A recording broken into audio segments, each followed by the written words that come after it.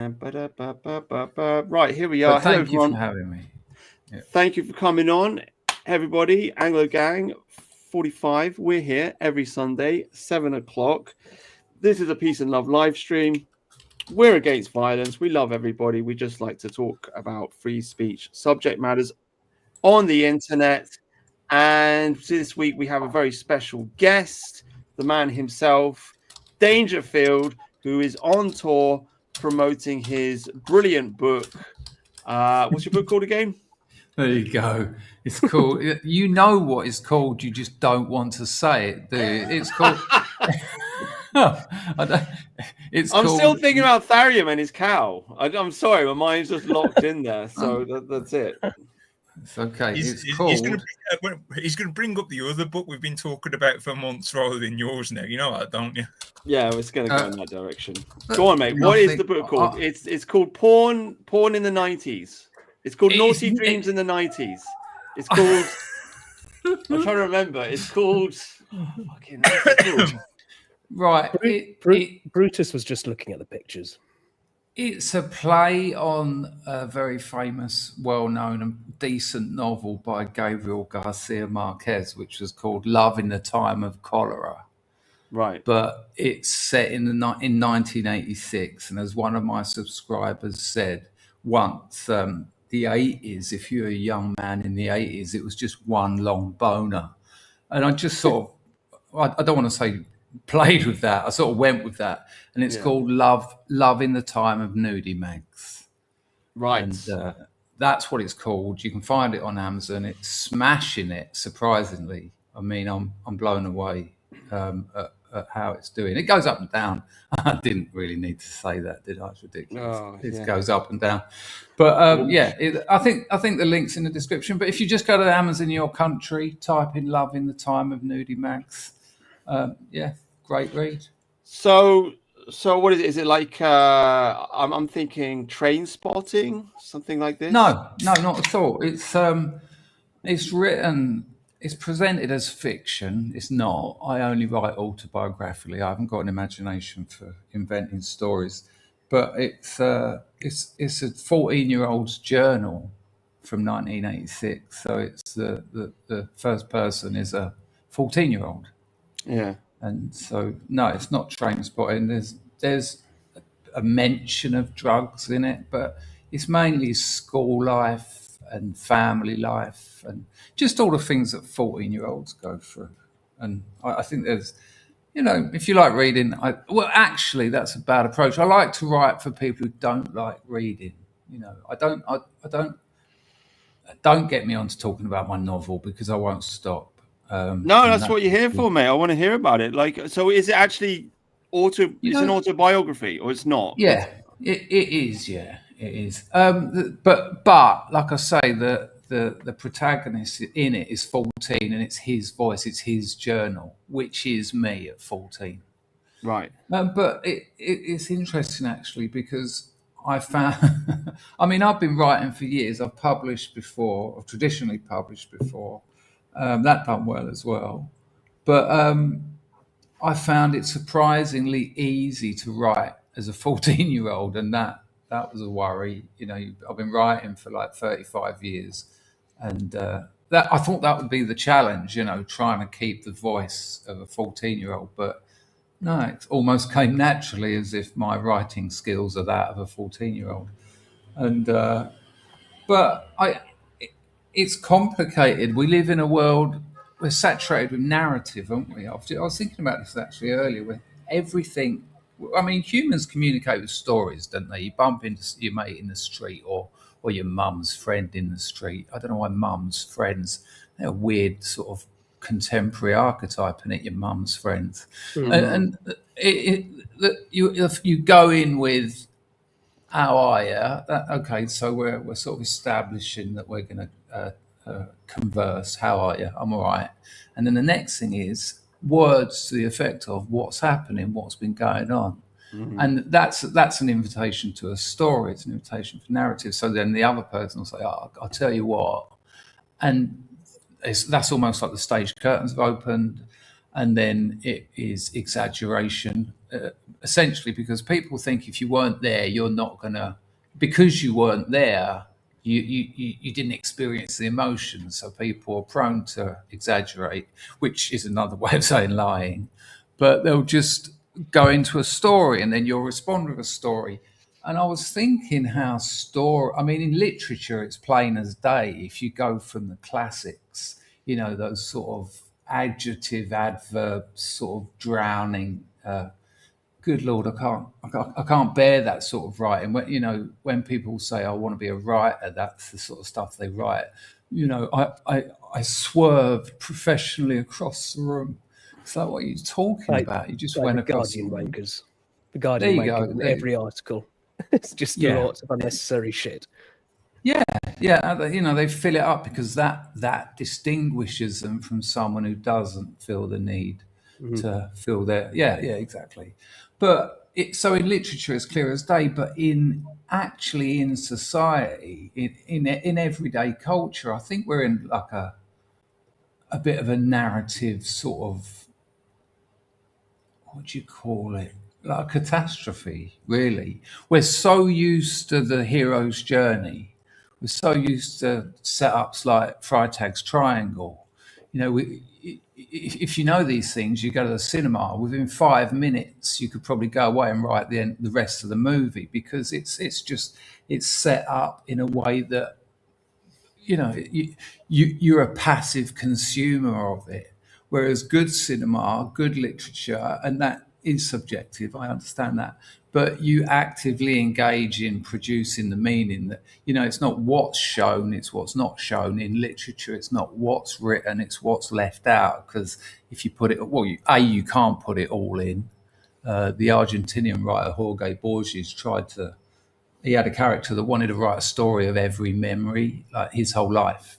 And so I can't remember the exact examples, but there's a bit like he starts off, he says, right, I was about 3 years old and a cat jumped off of the settee onto a cupboard. And then he's like, I've just remembered that. So that's a new memory. And then he writes that in there. So I've just remembered that. So that's something else that's happened. But now I've remembered it. And I feel like culture's kind of going in that way as well. The system as a whole. And when people say to me, "What do you think of the situation, like the political situation, economic situation?" or we can be even more sort of specific: immigration, mental health. It's like people are looking for narrative structures, which is like almost like question and answer. And I'm not sure that they exist in that way in the real world, which is complicated when looking for solutions. I think people have stopped reading, that's for sure. I mean, I grew up in the 90s as well, and I remember we had a bunch of great authors, and you could go to the bookshop and there would be people in the bookshop that you actually wanted to read, like Terry Pratchett or Ian Banks or a bunch of other characters like that. And nowadays, I just think the book industry has been taken over by feminists, essentially, and they just don't publish anything that's interesting. That's a great point. I see a meme the other week, and I've been trying to find it again so I don't have to sort of do my version of it and ruin it. But the top line was there was an image, the bloke, and he's looking a bit more confused, and by the end he's like gutted. There's 4 of them, and the top line says, "Men dominate literature," and then the second line is, "Feminists get angry," and then the next line is, "Feminists dominate literature," and the next line is, "Literature is all porn." And that's kind of happening. No, we're laughing because we keep talking about this on this show. Sorry. Like every single week, the porn thing. Oh God, yeah. Check this little story out. Yeah, go on. There's tell me to shut up if I go on, because I do go on. There's you've heard of Penguin, obviously, big publisher, and Random House. They're 2 big publishers. Well, in Canada, I don't know the ins and outs of corporate mergers, but there's Penguin Random House, so they're working together on some things. And in Canada, so in traditional publishing today, you have to the big publishers won't touch you unless you've got an agent, and an agent won't touch you unless you've been published, or you happen to be related to them. So it's all very sort of incestuous. But Penguin Random House in Canada, they done this thing where they said, right, we're opening up our doors essentially. You don't need an agent. Send us your manuscripts. We'll have a look, and if it's any good, we'll publish it. If you're LGBTQI plus, so they limited it to a particular group. Now, I think they're lying. I mean, they may be lying. I'll say that I haven't got a very good legal team. My solicitor's actually in prison. Oh, wow. Aren't they the best ones? Yeah, aren't they the best ones? Well, he's hands-on, I guess, in a way. But, I just logistically, even if you take that group and people who want to write or want to be a writer, that's the one that gets me. That really, I don't like that thought. But they're going to be getting hundreds of thousands of manuscripts. And that's not possible. That's not. I think they've already got 3 or 4 they're going to publish. It's just marketing. I think it's just marketing. And I've got a friend, and he's spent the last 15 years writing fantasy stuff, and that's not my thing at all. And that's all it isn't. I don't mind if I've got nothing against what people like. But I was talking to him, and he said, "Well, the problem is it's absolutely dominated by women and gays." And I sort of laughed, like naively, until I looked into it, and it's wow, that's what a thing. It's not just that though; it's animal porn as well. Yeah. We've done. What is it? I stumbled. Look, the story is this: about 2-3 months ago, I stumbled across this random YouTube video. I can't find it now, but she's a female American. She likes to write. And she's the title of the video was "Feminists Destroy Literature" or something like this. And I thought, oh, that's interesting. So I started watching it, and I thought she was going to be banging on about woke culture and political correctness and this and that. But in actual fact, what she says is that young women these days are reading porn, and they're reading lots of porn, and they're reading like really outrageous animal porn, girls having sex with minotaurs. That's really just the classic. There's the classic is the Minotaur milking house. It's called milking farm. Yeah. And the point she was making is that there is a porn epidemic, and most people don't seem to have realized it. Everybody knows there's a porn problem with men because obviously it's very in your face because it's visual. We all know about that.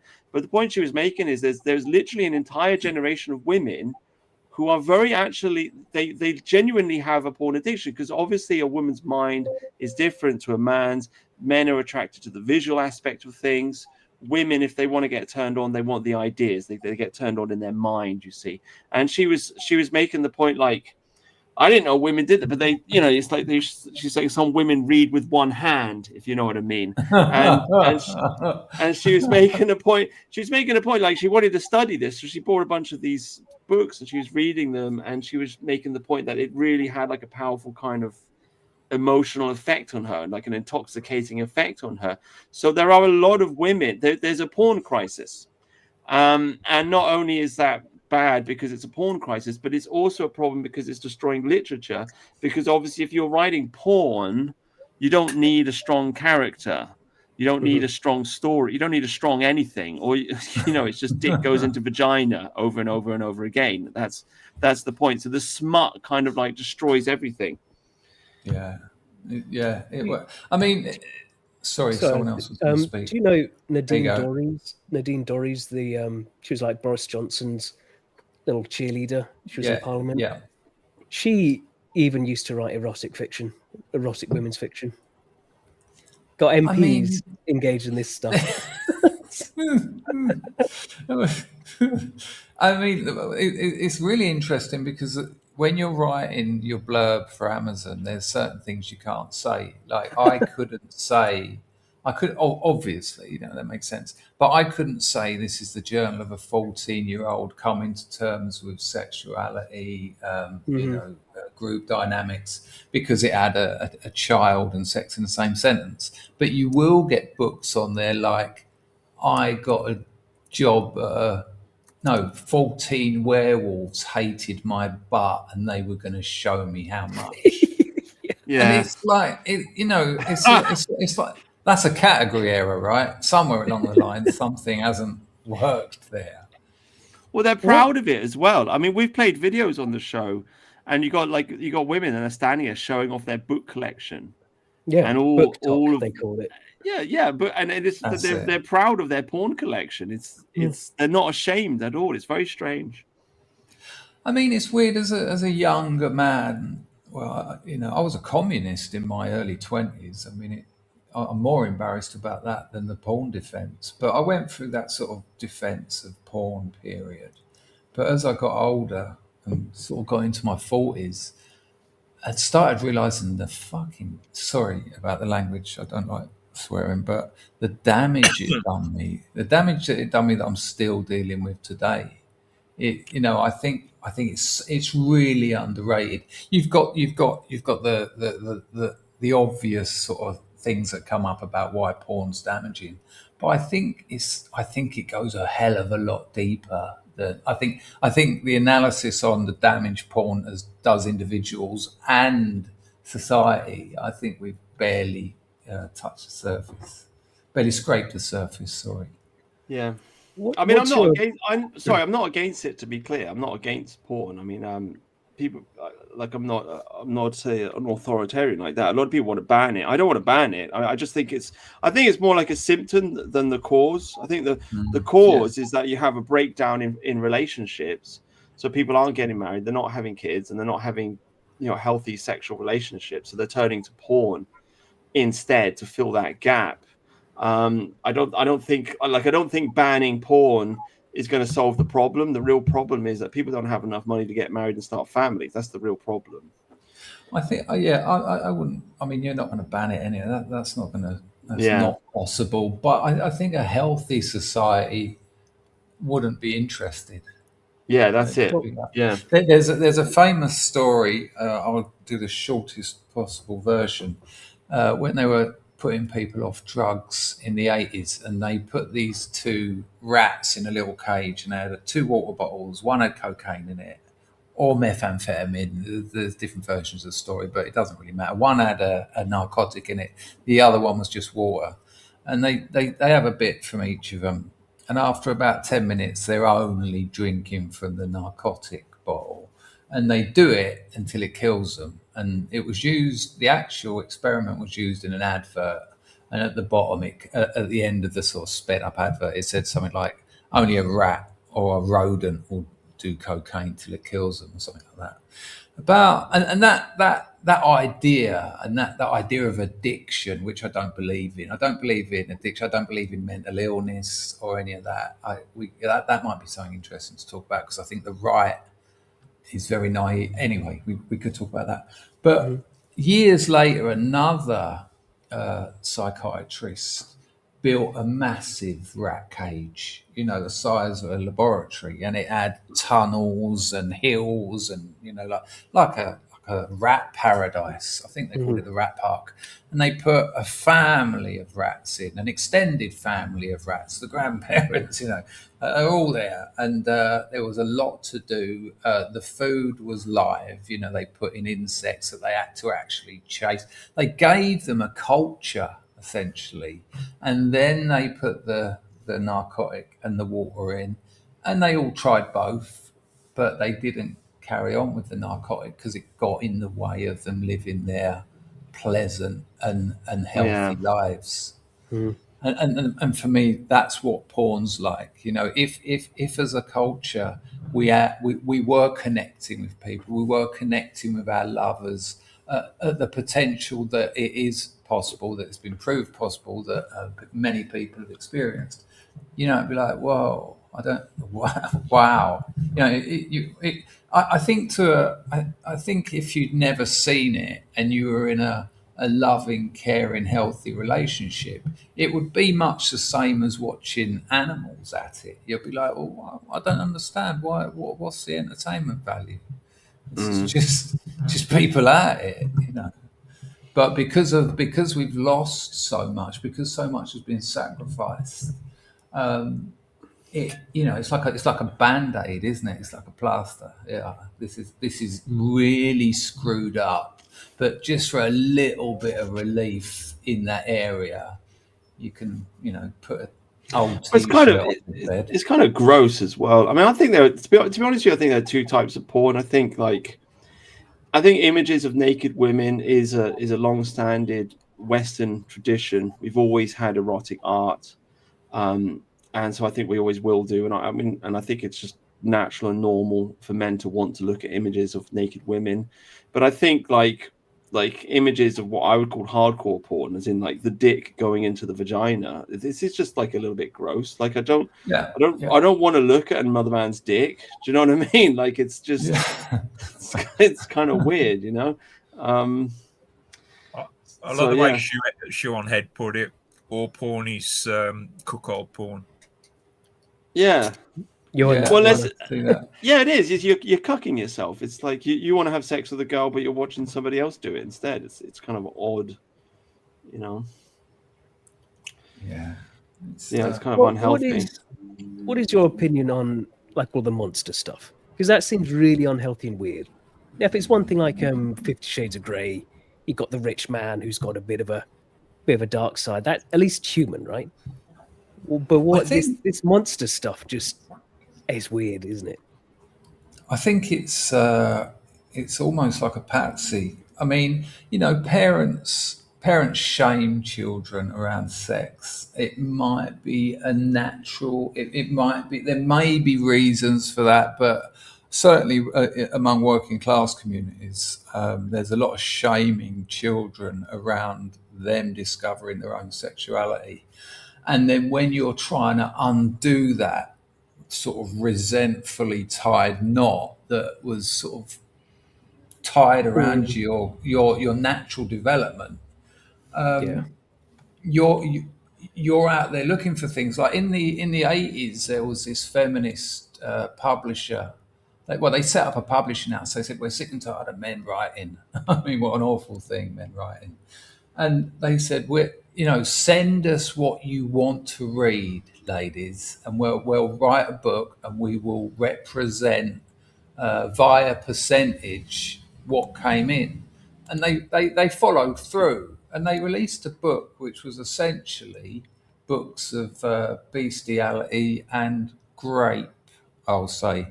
And so I think what happens is if you're and predictably most people are shamed around sex, the sort of shortcut to reversing that is to go right out there. I've got like this Minotaur. I've got this, sort of like I don't know, quasi masculine sort of. No, that's not the word. It's just it's Beauty almost and like the Beast, isn't it? At the end of the day, it's the Beauty and the Beast, basically taken to its ultimate conclusion, isn't it? But it's a little bit like, actually, Mum, I'd have a Minotaur absolutely nail me. So fuck you. I don't know if that's. I think women are just absolutely filthy, and most people don't realize how filthy they are. They don't want to think about it, but they're probably much more filthy than men are. One of the ideas I have about it is the sort of the lack of men, and this is sort of coming through in that a bit. Like, where are the men? And so it's like, well, you go for the Minotaur and the werewolf, like these sort of extreme versions of that, really. Maybe. Sorry, say that again. I was reading the comment, Rudy. Sorry, I interrupted. Sorry, Darian. Yeah. Sorry, Darian. Like, kind of just the state of masculinity these days, and men, how we've sort of been told we're not allowed to exist, basically. But women want men, right? So it's comes out like that. Yeah. when I went to my third art school, it was my bachelor's degree. It was a liberal arts college, and it was a small liberal art. There you go. Got it. There's my old Michael Will's self at the top. I didn't tell him what it was called. Do you know it? Do you know him actually? Yeah. He's quite famous, isn't he? I was surprised to see it. I didn't realise you were so well connected.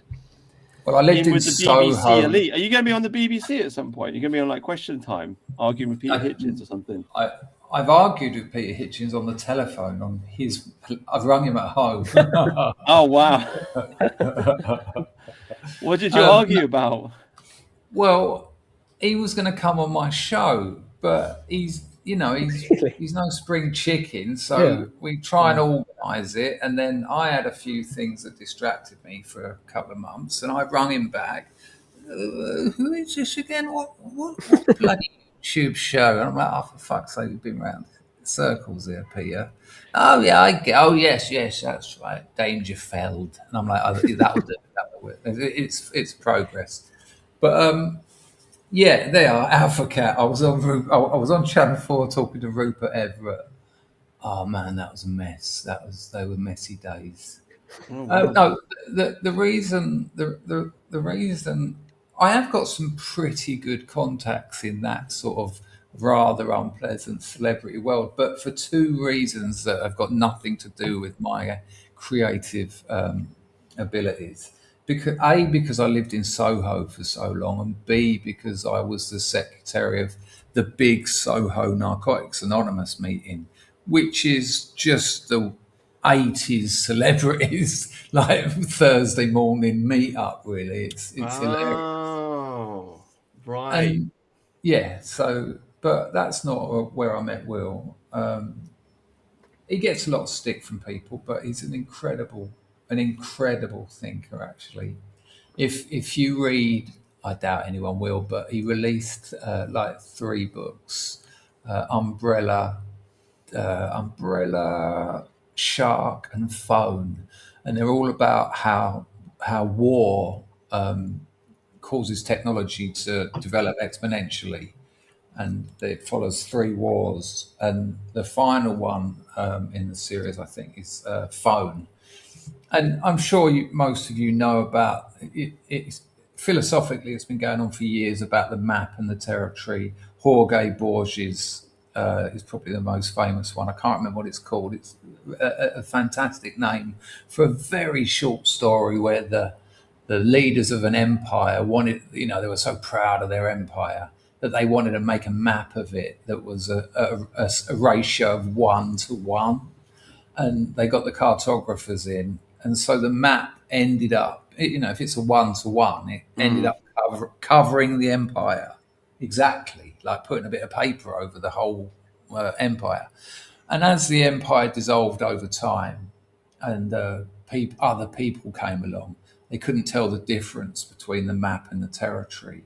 And French kind of philosopher Baudrillard said that that's what's happened to culture. That's kind of postmodernism in a weird map and territory nutshell.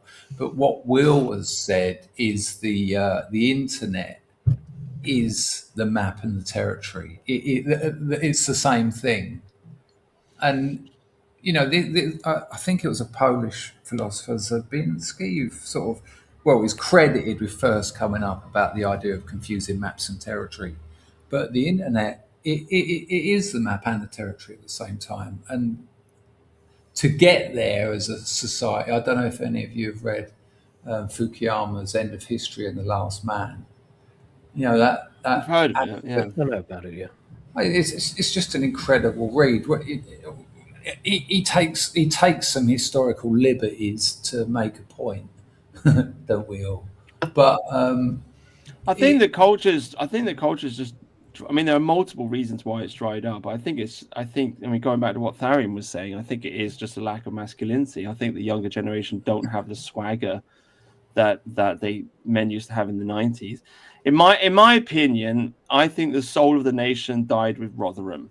That's what I think. I think that, in the 90s we had a Liam Gallagher and we had the white rock and roll star, and it was all very like, I'm the man, I'm the fella, this, that, and the other. During the noughties, we had multiple movies come out in England about like football hooligans, like the Football Factory, and this, that, and the other. We still had a bit of swagger, and then Rotherham comes along, and then it's like, oh, actually, England's been conquered by foreigners, and so it's like, I don't know, it's like you're in a fight and you flinch or you blink or whatever. It's like, actually, do you know what? It's all bullshit. It's all fucking bullshit, and it's very difficult for anybody to have that kind of to walk around the place and say, yeah, I'm a rock star. Do you know what I mean? When we know that is going on. So I think creativity. I think creativity is fundamentally sexual, because that's what sex is. It's supposed to create children with it, and unless you have that masculine sexual spirit to create, unless you're the dominator, unless you're in charge of your own country, it's very difficult for art to be created, unless that art is a lament. Unless the book that you're writing is a lament, and I'm waiting for somebody to write the book of what it's like to live in 2025 when your country is being conquered by Islam. I'm waiting for that book to come out, but nobody's written it. Whoa. Yeah, no, go on. Do you know the French writer Michel Houellebecq? No. Well, he has written that book. It's called Submission. Oh, right, okay. I think, if I remember, I think he's under a fatwa, so hiding away somewhere because he dared write it. Yeah. Oh no, he's written a lot about Islam. He's the classic French enfant terrible. Check him out, Michel Houellebecq. Great. So it's interesting that you haven't heard of him, because, well, he's French. Do you know what I mean? Who cares? Sorry, I'm not to shoot him down. I'm sure it's great and everything, but do you know what I mean? Like, I'm just trying to say, the soul of the nation died with Rotherham. Like, how can anybody write or make any great movie or make any like great music or great film or a great book when we've got this going on in our country? Do you see what I'm saying? I do get that. Yeah, I spun off a bit, but that my undergraduate course, there was only 500 students there. The courses was contemporary art, music, and theatre. So half of the men, at least half, were gay. Out of the remaining half, most of them were very effeminate, and upper middle class or middle class. And then, like, me and my mate were left, and I fucked nearly every girl at that place because there was some kind of sexuality left in me, whereas they were all playing the game they'd been fed, that you pull birds by becoming a feminist. Whereas I actually had sex with most of the feminists. It was like the worst kept secret at the college, that all the really hardcore feminists had slept with me, and yeah, they were filth, absolute filth. Yeah. Even the lesbians. Yeah, but I mean, that's the thing. Like, can like the feminized like gay man, can he write a good book? And I just don't think he can. Can he make a good movie? Interesting. I don't know if you saw the interview between Tucker Carlson and Milo. I just watched it recently. It's very, very interesting, like introspection into a gay man's mind, Milo's obviously given up the gay sex now. He's been celibate for 5 years. But he made this really interesting point that in the old days, he said he didn't care about the plot of a movie. And he talked about Star Wars when it came out, like 2016 or 17, whatever. Han Solo dies. And he was making the point that he went on Twitter and he told everybody, and people were upset about it. And he didn't care because he said, well, it's just some stupid movie. Who cares? But now he's given up all the gay sex. He says, like, he's starting to care about the plot. He's not just looking at things from a superficial point of view anymore. Now he cares about the actual story, and he wants there to be a good ending to the story, and he wants the characters to have a good ending. And I guess he's got more of a feel for the characters and for the story itself, whereas he didn't when he was gay. Because when you're gay, everything's just lovely and it looks nice and whatever, and it's very shallow. So I think maybe I think there's been a gayification of Western culture, and that's why these people they can't write good characters, because in order to write a good character, you have to feel the character. How can you feel the character if you're a homosexual? I mean, I just don't think you can. Well, unless the character's homosexual. Unless you get, yeah. I disagree that there has definitely been a homosexual influence on culture for sure, but I think it's more feminized, the feminine influence on culture that's caused more problems. That's what we've seen with Doctor Who, with Star Wars, and all the classics. The whole MCU, as he calls it, what's it, nerdrotic. But, you know, there was like I would. This isn't something I'm proud of, because it just come naturally to me because of where I grew up and what I saw my elders do. But at art school, if I wanted to fuck someone, I'd go to the bar, and she'd be there because it was a college bar and it was Saturday night or any night. It was an art school. We just got drunk all the time. And I'd just go up and say, "How are you? I'm all right. Do you want to fuck?" "Yes." "All right. Well, I'm going to spend a bit of time with my mates. You know, I'll catch up with you in about an hour." And that was it. You know, and I had mates that would spend months like doing, you know, making mixtapes and fucking embroidering t-shirts for them and that. I'm like, really? You've just got to ask her for a fuck. She's gagging for it. She doesn't want your fucking sequin t-shirts with the doors on it. And Right. I think men, you know, if I was a young man now, I'd be terrified of going out there just because of the likely implications of being a man. Yeah. You do see The women legal making implications. you do see women making TikToks about how no one asks them out anymore. You know, they're just, what am I doing wrong? I'm here. I've got my tits hanging out, and no one says anything to me anymore. Yeah, a lot of the younger generation just don't approach women, do they? Or they do it in some sort of arse about tit sort of long form way. It's like, I'm not looking to marry you. We're 16. I just want to fuck. And so we can, you know, let's just speed this process up a bit, which is a very masculine thing to do. And that's been, you know, that's awful. That's bad behavior now. Yeah. So I said years ago that what men need to do is beat someone up in front of a woman and then turn around, just look her in the eye and go, "Want some fuck?"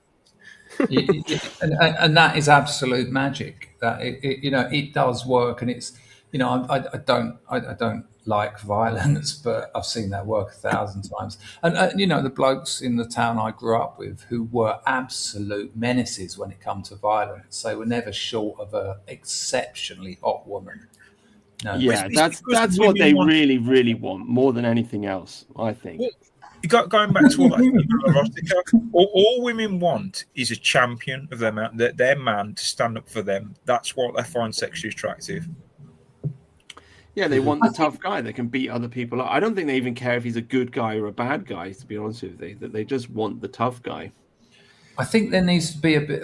Obviously, there has to be a masculine base, but I think honesty, and that honesty of just saying I want to fuck is part of that.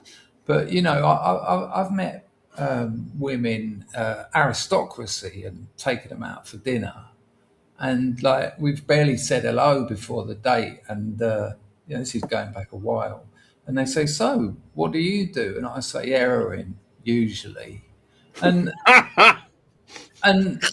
that has never cost me a bird. It's quite the opposite.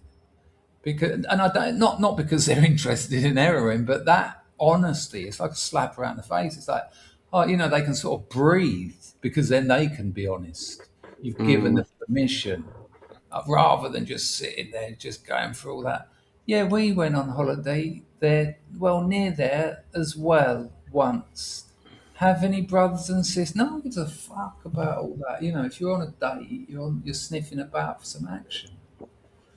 Yeah. Do you think like, because this is like a perennial question on people on the right, because obviously a lot of us guys on the right, we are quite traditionally we think in a traditional way, and we'd like to have wives and children and this kind of stuff. And although I like absolutely agree with what you're saying, and it's very much like in line with what like various different pickup artists have said. Tom Torero springs to mind. He would always say, "Don't hide your dick. You know, just tell the woman what you want. Be straightforward," and they appreciate it. There's kind of like a clash of morality and it, you know, to actually go out and do that, because if you actually are thinking in the back of your head that actually, you know what, I actually quite would like to settle down, have kids and stuff, then it kind of like stops you. It's like you shoot yourself in the leg, because it stops you from approaching women in that sexual way. Well, I think if a young man was to ask me for advice, I would say play the field a little bit, find out what you like. Because if you are looking to settle down, if you are looking to take on the very, taking on having a family, it's a big thing, and you've got the lives of other people depending upon you. So I think play the field for a while. I wouldn't get married until you're in your late 30s. Women, it's different for obvious reasons, but Yeah. I think it's important to find out what you like, who you like, and you can't. I don't think you can do that if you're just going to hold yourself back for one person. That's a bit like lucky dip for me, and you might get lucky, but I would put my money on red on that one, and you ain't gonna. What sort of? Excuse me, I burped. No, I think like Roosh, like I don't know if you read Roosh's book, the Game. I thought it's a classic, to be honest with you. He kind of went crazy after that, and he went like ultra Christian and deleted the book. But I just remember him saying in that book that actually at the end of the day, it's always the girl that chooses. Like you can't force her to marry you, so there's no real point in asking. Like if she wants to, she will ask, or she will like at least indicate that she's interested in that kind of thing. So there's no real point in you trying to impose that on her. So I mean, as you say, Dangerfield, you should probably just like go for the sex, go for the sex, and then if it turns into something else, then it will. If there's something strangely cucky about asking a woman to marry you, actually, will you be my only one? Whereas if you keep dodging it, and she's like, oh, I'm going to tame this bastard, and then it happens, superb. But if you sort of, it's like you're chopping your balls off and saying, I'll stick these in the fridge, love, and make me some fish fingers. It's not attractive, is it? That's it. This is an experience I've had with ex-girlfriends. Like she's, I've had enough and blah blah blah, and it's the middle of the night and I've got to walk her home, and I'm just like, fucking all right, I'll walk you home and get rid of you. Halfway to walking home, she like turns around, she's like, oh, actually I don't want to go home, I want to come back with you. It's always the girl that she breaks up with you, and then like you don't phone her, and then like 2 weeks later she'll be like, I really miss you. Like they always just want what they can't have, essentially. Yeah, it's very interesting. I'm lucky. I've never had a woman leave me. I've luckily not had that experience. I've never been turned down by a woman either. Now, this isn't because I'm anything other than that. It goes back to that honesty. It's such a relief. Even just a conversation with a bloke. Someone sits down next to you in a boozer, and that's a nice suit. It's all right as an opener, but that ain't going to go on for very long before I'm just going to say, yeah, mate, I'm all right without you as part of my evening. But if someone comes up to you and just, bang, wakes you up a bit, and sort of, it's almost like they've tasered you by saying something that our culture is trying to take us away from, then an actual connection is made. Marketers, advertisers have known this for years, since Eddie Bernays, Dicta, all that lot in the mid 20th century, after Freud, after what's the other fellas? I can't think, not Young, it doesn't matter. Charcot. don't sell things to people using logic and their rational mind. Hit them in the emotions. And I'm not saying we should treat each other like products, but you are in a social situation, whether it's just for conversation or whether it's for a potential sexual situation or a relationship. Hit people in the emotions, and the easiest way to do that is just by simple honesty, because it's been drained out of our culture. Yeah. It's like you mentioned the male feminists. I mean, a lot of them are just rapists, really, trying to get the women like vulnerable. I think The Gadsad sex around, sneaky fucker. sneaky fucker, yeah. Imagine being that feminist, and they've probably seen thousands of them over the feminist years. Just, I read Laura Mulvey yesterday. She's great. Do you like her? And she's like, yeah, but I'm going to meet a man. What? Go, run, clean the house or something. Feed the dog. I just saw that guy deck someone. I like him. I like his style. I mean, I don't know. On the other hand, like I was talking to my Zoomer friend at work. Anyway, I keep talking about my Zoomer. I have a friend at work who's a Zoomer.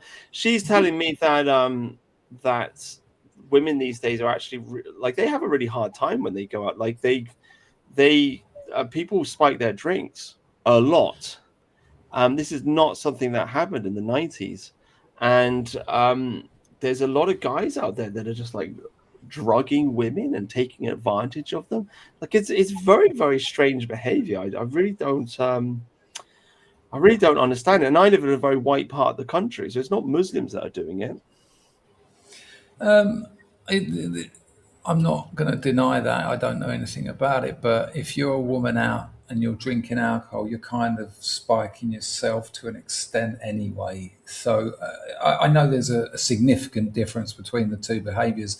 I've got a real strange problem with alcohol. I put it up there with feminism, welfare and immigration as things that have done considerable and possibly irreversible damage to Western Europe.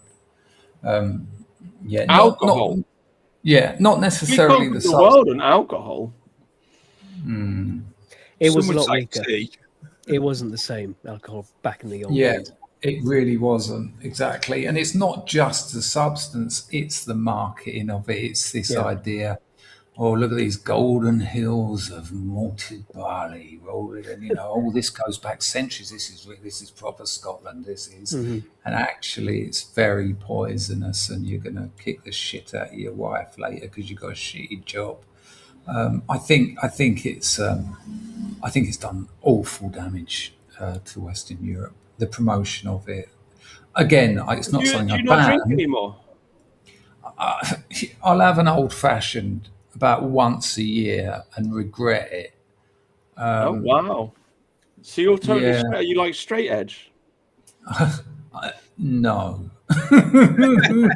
Okay, what do you do then? You smoke weed, or you do other stuff? I don't like to talk about. I'm in a different country and I can't say certain things. Oh, okay, fair enough. Okay, I'll get myself in trouble. But again, it's not much like what we were talking about porn. I think a healthy society would perhaps drink some wine occasionally, but they wouldn't get drunk regularly. It would get in the way. It would be like, the next day, it's like, well, hang on a minute, I've got responsibilities. And I've got pride about what I do in the community I'm part of. But when you haven't got a community, it doesn't matter. Nothing's being lost. You did kind of start seeing that, like in times like the Roman period went up and down. And there were times when they were just gluttonous, always drunk and stuff. And that's always when, okay, well, what happens to that? Well, the collapse comes. Yeah. It's never good, really, when people start acting like that. Well, I do feel like English culture is very much centered around the pub, though. Yeah, but that's a different. Well, it was. I mean, on the estate I grew up on, every street has got a house that's bigger than all the others, and that used to be the public house because people couldn't afford to heat their home. So One house heated it. Everyone went there. The alcohol was what 2.5, 3% max, Mhm. and it was a place to socialise and connect. And The point mean, wasn't to black out from drinking too yeah, much. yeah, absolutely that. And when I was a young man, that was the point. I'd drink a bottle Yeah. of vodka before I left the house. Mm. I remember Morrison's had their own brand of vodka. It was called Morinov. I mean, I don't know if I've dreamt that, but I've told the story many times. But it was like $5 a bottle, and my mum grew up in a boozer. Her parents were alcoholics. Now the truth of my alcohol phobia comes out. But she'd say to me, you go out to get drunk, and I'm like, yeah, absolutely. I say, well, why do you drink? For the flavour? It's disgusting. And she'd say, well, no, but it's a social thing. And I would say, well, it is with me, but no, it's not. I was trying to get as far away from myself and other people through alcohol, Mm. and then cause so much trouble to other people. Yeah, But there is kind of a beauty to it, don't you think? To going out and getting smashed, like every No. now and again. Just like, If you ever see yourself recorded, smashed out of your mind, you don't look good. It's never nice, is it? Yeah. I don't Yeah, know. you don't think, yeah, I respect that man. You know. Well, I don't know. It's kind of funny though, isn't it? I've Isn't it? told you many times, Brutus, that I've dealt with inebriated people. And if I'm going to deal with inebriated people, I'd rather them have taken ecstasy or weed rather than alcohol or cocaine. I can't stand people on alcohol and cocaine. They're the worst. Well, I'm a very happy drunk, so I don't get angry when I'm drunk. I mean, I guess Many some people people do. do. Yeah, I gues some people do. I think it does bring out your inner self, that's for sure. I think the point I'm trying to make, which I haven't made, and I apologise, which is probably why this might be confusing, is the potential of human groups and communities to sort of all have skin in the game, wake up, get busy, create, build, grow, connect is there. And getting smashed would cause a massive dent in your ability to partake in that. Not on the night out, but on the couple of days after, especially when you get a little bit older. It don't take long before, I'd go out and get shit-faced as a teenager and wake up the next day and, go swimming or something. Yeah. When you're about 35, that's things start going downhill rapidly. So again, I just think that a healthy society, the idea of going out to the point where you're, tap dancing on the bar and puking and all that would just be seen as letting the side down. I mean, as I get older, God, you lot are right bunch of boring cunts, aren't you? I go, what the fuck's going on with this? I don't know, man. I do understand what you're saying. I don't think it's something that you should do all the time, and I do understand like going out and getting blind drunk, shit faced every weekend is bad, but I don't know. I mean, I've got plenty of memories of just going out and getting smashed because it's like an adventure, isn't it? You go to one pub. And then you go to another one, and then you're in another, and then you meet some random person, and then it's all of a sudden you're somewhere else, and you don't know what's going on. All this stuff happens, and then the next day you're like, "What the fuck did I do last night? That was wild." It's like it's an intoxication adventure. It's like taking. But there's a contradiction in what you're saying, because if you remembered it, you didn't black out. Well, yeah, But don't you see? There's like a wave of intoxication, and you gotta get picked up on it and taken away. It's like an adventure. Do you know? It's like the Hobbit leaves home, and he goes here and he goes there, and then eventually comes back to the Shire. In the same way, I mean, you're a writer. I mean, I'm just telling you, it's like a quest, isn't it? It's like you leave home at 7 o'clock, go to the pub, and then this happens, and then that happens, and then something else happens, and you meet some bloke, and then before you know, it's 3 o'clock in the morning, and you're on the pier. Getting a blowjob or whatever, and then you finally go home and you're like, what the fuck happened last night? That was wild. I mean, it's kind of an adventure, right? Well, you did just make a point there. We're not in the Shire anymore. The Shire's been invaded. The community ain't there. All right, well, putting all that aside, like isn't it part of the myth? Like I mean, how many movies have you seen? Like That's a new it's thing, like that movie, The Hangover. I mean, isn't that something? Like That's if you're a young that's guy, a you want to modern go thing, out, you want to get fucked up, and you want to do something stupid. I mean, that. Yeah, What's wrong with that? You know? Well, I mean, is England doing well at the moment? Is Europe doing well at the moment? Yeah. Oh my Is it a God. continent that's doing well? Well, you know, I don't maybe. think people going out and getting smashed is to blame for that. I think there are other issues. It's not helping though, is it? You know, compared to the young people in the past who are like, I want to go out, kill some foreigners, and conquer somewhere. Okay, well, we'll put it this way: I would rather people go out and get smashed on a Saturday night than stay at home and masturbate to Jewish pornography. Put it that way. You know what I mean? Like if that's what it takes to get people out and talking to each other, because everybody's always complaining there's no community. There actually is a community on Saturday night in every town in this country.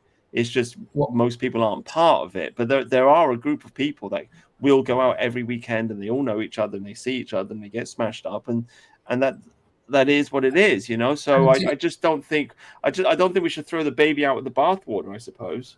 Do you honestly believe that alcohol brings people closer together? Yeah, definitely. Okay, that's interesting. He's a happy drinker. There are a few happy drinkers, but there's some knobheads on that stuff. I mean, I just had my Christmas do for at work. You know, we all went out, bunch of people sat down in the pub. I had something to eat. Had like 5 pints.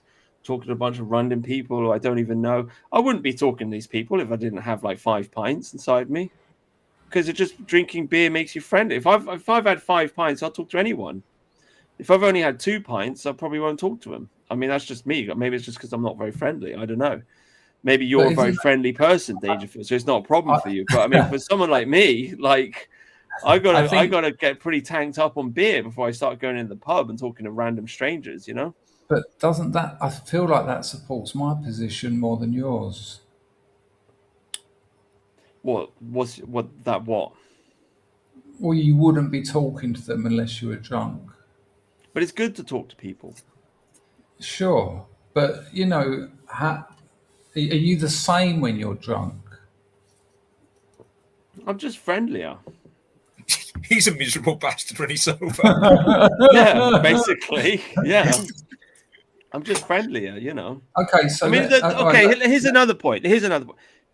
Because I find most people to be quite boring, and I can't be bothered to talk about the football or whatever. Like it's just, but after I've had like 5 pints, my IQ has been lowered enough that I can just like talk to some person in the pub about. I was talking to some guy, and he was showing me pictures on his phone about his scaffolding or whatever, and I was like, "Oh, yeah, it's really, you know what I mean?" Like, I'm not trying to be an asshole, but do you know what I mean? It's just like you drink enough beer, you can talk to anyone about anything.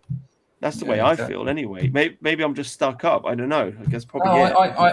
I absolutely agree with you, but that for me, that's part of the problem. I think I prefer a society where people took acid. I think that's an adventure. Yeah, it takes a beer to stop dropping JQ facts to the norm. Exactly. Yeah. Yeah. Exactly. I feel very alienated, to be honest with you, because I've got all this conspiracy theory knowledge in my head. So I find it difficult to relate to people. But after 5 pints, it's all good, you know. Yeah, but after 5 pints, you're not talking about that conspiracy-related stuff. You're, like you said, you're looking at photos on a phone that you usually wouldn't give a toss about. Look, I just want to let me get something into perspective here. I'm not having to go at anyone for enjoying getting pissed. I'm in no position to make that to hold that premise. But again, we know that. Right? Okay. Yeah. I just think that comment that was just put on the screen, you know, alcohol's almost like the perfect government drug in that respect.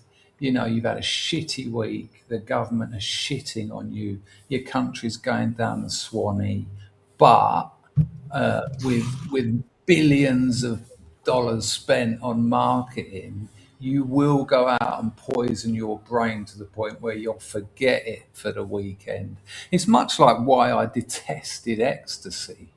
I mean, I was doing a lot of acid at art school, and acid sort of you confront yourself. You can't run from what it's not like if someone come up to you and started talking to you about something you don't give a shit about on acid, you'll just say, I'm sorry, but I don't give a shit about that at all. But alcohol, it's sorry, going back to ecstasy, I hated it because it was just enough to get you through the weekend, to like everyone, to love the world, and then you'd do your grind throughout the week, you'd hate it, but don't worry, come the weekend, everything's lovely again. And that is so much. That's life for most people. That's just life. Yeah, but that doesn't mean you can't criticise it, surely. Well, there you go. But I mean, I also think that in the old days of the Anglo-Saxons, right? Hang on, it isn't just life. Actually, it's culture, which is a different thing. Right. Well, I mean, people live the 9 to 5, and they have a few beers at the weekend, and that's English life. I mean, that's what it is, right? I don't think it's that bad, to be honest with you. I think also, like you're saying, like the alcohol suppresses people. I would argue the alcohol makes people are more willing to be politically incorrect when they're drinking, which is why the government wants to close all the pubs down now. People want they want people to drink at home and be alcoholics at home instead of going to the pub. Because you go to the pub, you start talking to people. I mean, I did make the point. I know I just made the point that like it makes me able to talk to people about normal stuff. But it also does open up, like it gives you the ability to talk about politically incorrect stuff as well. I will say this: there's something very tragic about drinking at home. If you're drinking at home, that's levels of low that I can't even comprehend. Mm-hmm. No. That's the thing. My life.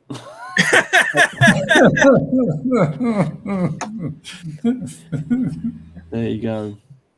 No, I don't drink so much these days. I do drink at the weekend though, at home.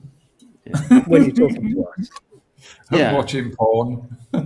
I don't watch porn. I like to drink and watch a movie.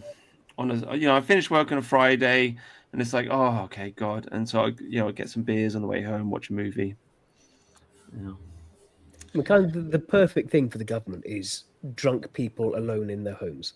Yeah. That's no threat to anyone then. It's just the docile body. Yeah. You may as well be in prison at that stage. Wow, I think you're ganging up on me now. I just feel awful. It's our favourite pastime, Brutus. You know this. I know. Fucking, I'll bring out the clip with the horse girl in a minute. Yep. We'll laugh at you instead. Knew you were going to go there. You fucking dare. We'll roll that one out again, you bastards. No, drinking at home alone obviously it's awful, but I don't know. I mean, the only reason I'm able to sit on this stream for 3 hours and talk to people is because I have a couple of beers. I can't be this friendly for 3 hours if I haven't had a drink. Fuck that. As much as I like talking to Tharium and Mercy, I can't talk to you guys for I don't know how you managed to talk to me sober for 3 hours. Brutus, do you have to be friendly to communicate with people? Or maybe that was I'm taking your choice of words too seriously. But you don't need to be friendly. You just need to be honest. And does you need to want to talk to people? I suppose that helps. You know what I mean? I don't know. Yeah, it's a social lubricant. Alcohol's always been used as a social lubricant. I'm not saying anything outlandish here. Am I? Have a few beers at the weekend and talk to your friends. I mean, what's wrong with that? That's the good life. Okay, that's all right. If that's what you want to do, I haven't got a problem with that. Yeah. Right then, Brutus. Should we move on to some current events then? Do you want to talk about the news? Do you? Jordan, hang on, before we get into the news, Dangerfield, can I recruit you onto my mission? Are you listening? He's just gone silent. Dangerfield. Hang on. I thought I could quickly sprint and get some water then. That's all right. I'm going to say yes, but I don't know what the mission is. So I don't know what the mission is. I'll tell you what the mission is. We need to overthrow the British government. Okay, but don't worry, MI5. I'm not talking about any violence. Okay, I'm just saying I've been on the internet 10 years talking about politics, and I think this is the end. I think this current Islamic communist Labour government that we have is totally awful. I think what we need to do is we need to march on Parliament, and we need to demand a general election. And I think if we get 1 million of us, and that if we just surround Parliament and we just sit there like they did in the Arab Spring in Egypt, and we just sit there, they won't be able to stop us. And there'll be so much political pressure on them that in the end they'll say, okay, we'll have a general election and we can get rid of this government. That is my belief. That is what we have to do to get out of this mess. And I'm trying to encourage e-celebs just to get the ball rolling. Otherwise, we've got to wait until 2029. And if we've got to wait till 2029, it's going to mean another 4 million immigrants in the country. It's going to mean we'll have digital IDs. It's going to mean the entire economy is going to be smashed. We've already lost trial by jury. They're talking about rejoining the European Union. God knows what state the country is going to be in 4 years' time. I think that marching on Parliament and demanding a general election is a perfectly doable, achievable goal. I do not think that the army will shoot us. I just don't think they will. Not millions of us. If we're pushing for a violent revolution, then they might. But if we're just asking for a snap general election, I think that's a perfectly fair and reasonable request, and I don't see how they could say no. And what's your plans to? What are you going to replace it with? Well, that's a good question. So if we have a snap general, I think we should go every year. So let's say we have a snap general election, Reform gets in, Nigel's there. Nigel's rubbish, because we all know he's rubbish. And it's a big disappointment. So it's like, okay, come back next year. Election. Get rid of them. Come back the year after. Election. Basically, I think every single year we should have a general election until we get some decent politicians that can actually run the country. Well, that's essentially the communist idea, isn't it, of a pure revolution.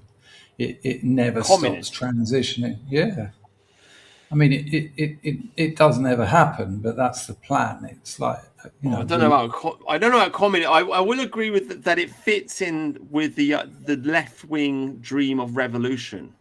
Yeah. I will agree with that one of the reasons I support this is because somewhere along the line, like 2 years ago, I got inspired by Switzerland because they have direct democracy, and they have referendums on everything. And the Swiss people are some of the happiest people in the world because they trust their government because they know they can veto whatever their government's doing. And it's like once I got this idea in my head, it's just like, yeah, why can't we just say no to Parliament? Why can't every law that Parliament passes, why can't they just pass it down to us and then we just say yes or no, yay or nay, right? Once I got that idea in my head, it didn't leave. But the problem is that we I was going to say I used to work in a restaurant last year, and there was the chef, total dickhead, left wing idiot, and he's making. Well, there was a lot of banter. Like if you work in a kitchen, there's a lot of. It's very politically incorrect. So there's a lot of banter back and forth. They're making fun of me, calling me a fascist, whatever. And I just said to them, look, I actually just support referendums. That's what I really believe in. And this left-wing guy agreed with me. And this is a total far left, like probably votes Labour or Liberal Democrats, whatever, And he's like, yeah, referendums, that is a good idea. So I think the left and the right, we both hate the government. I think I would march side by side with Jeremy Corbyn on this. And I think they'd support it. Zach Polanski, I think, would support the idea of a snap general election. All the people that support the Liberal Democrats would support the idea of a snap general election and an election every year. Because everybody hates the politicians because they're a bunch of lying scumbags. Is the one thing that the left and the right completely agree upon. So I think I think the Enlightenment is incomplete. I think direct democracy is the real conclusion of the Enlightenment. Of course, we can't force the government to give us referendums.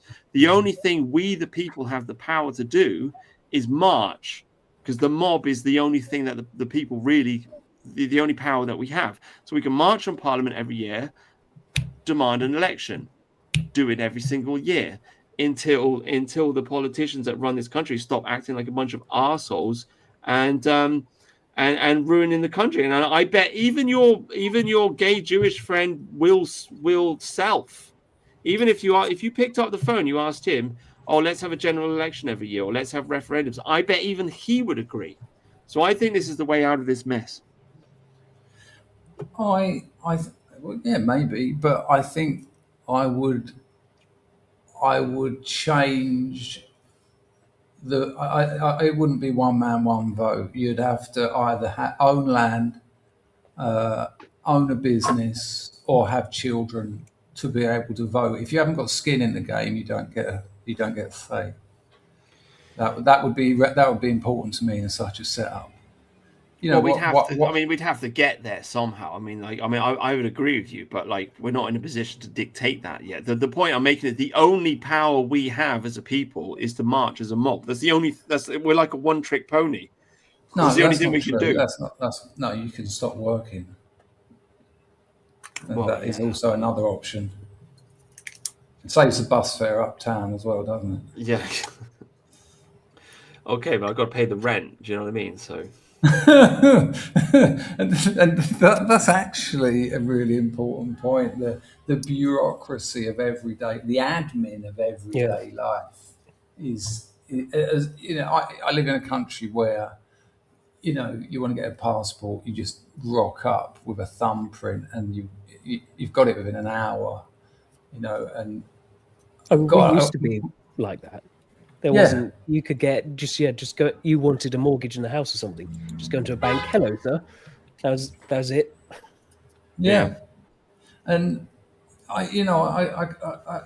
it's only a hunch, which is never good. But I can't help but think this sort of sea of admin is anything but deliberate. You know, when you talk about how governments wreck their people, I rarely hear people talk about the actual mechanics of how it's done. I'm not going to go back to alcohol, but it is things like that sort of admin of everyday life. And I know you jokingly said, "Hang on, I've got to pay my rent," but you know, it's very hard to get someone who's got 3 kids and you know their houses that needs paying for, and say, "Look, can you march on government because we want a revolution every year?" We only need 1 million. We only need 1 million. We had a 1 million man march with Tommy Robinson early on this year. And what was the effects of that? Well, that's because Tommy's an idiot and he's just asking for free speech. What I'm saying is, like, if we actually just if we give people clear leadership and we say, look, we're going to surround Parliament and we're going to demand a general election, then we can do that.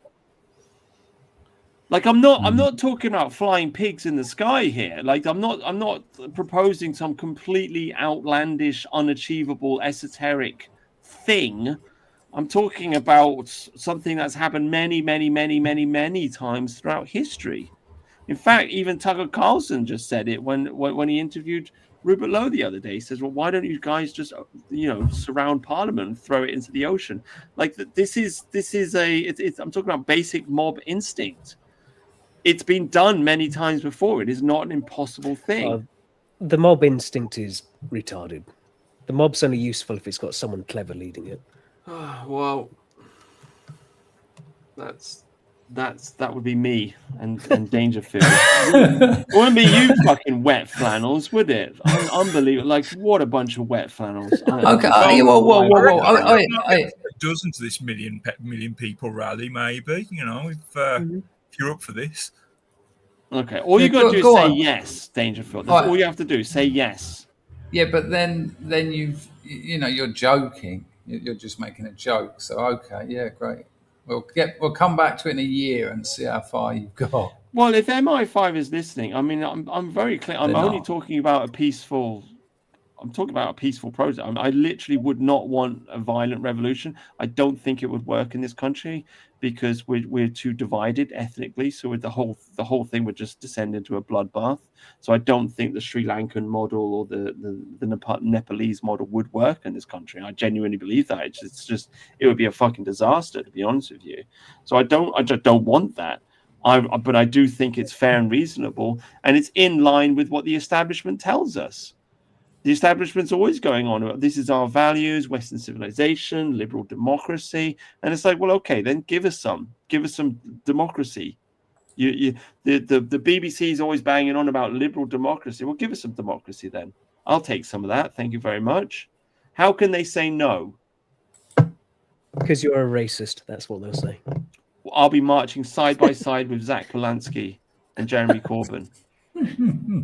Some kind of nationalist, socialist sort of organisation. Anything's got to be better than what we got now. Yeah, I have real fears about the UK. Actually, real.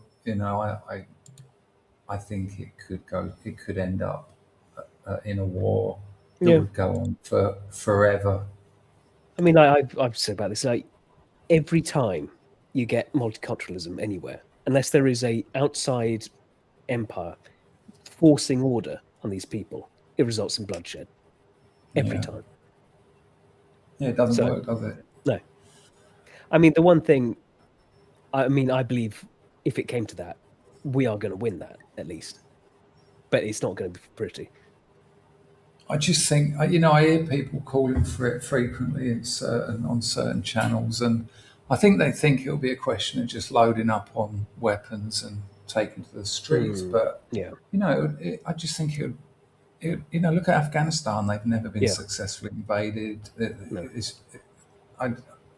There'd be. But having said that, recently I did get strangely white-pilled because with the movement in the Overton window, I think a lot of people are going to start just leaving. They're like, actually, it's changing here. The native population are starting to show their true colours, and I don't want to bring up my 7 kids here. I'm going back to wherever I came from, and I think that that may be something that happens, and the more people that do that, the more people will do that because their strength goes down.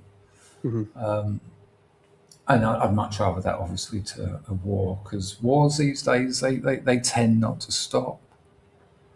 They stop when. Well, when do they stop? Why do they stop? What happened with the American? Look at Vietnam. We've just had enough of this.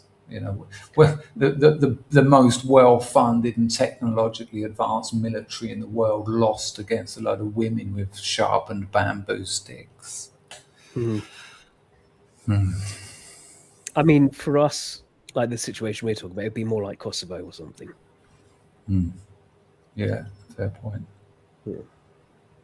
What's it like? I mean, my mum died a few years ago, and I had to go back.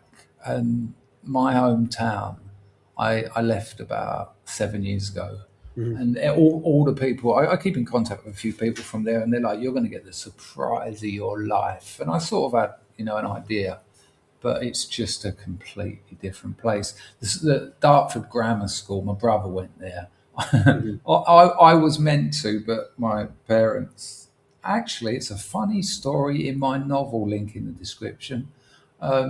They said, I've got the brains, but I'm too immature. 11. Okay, sorry about that.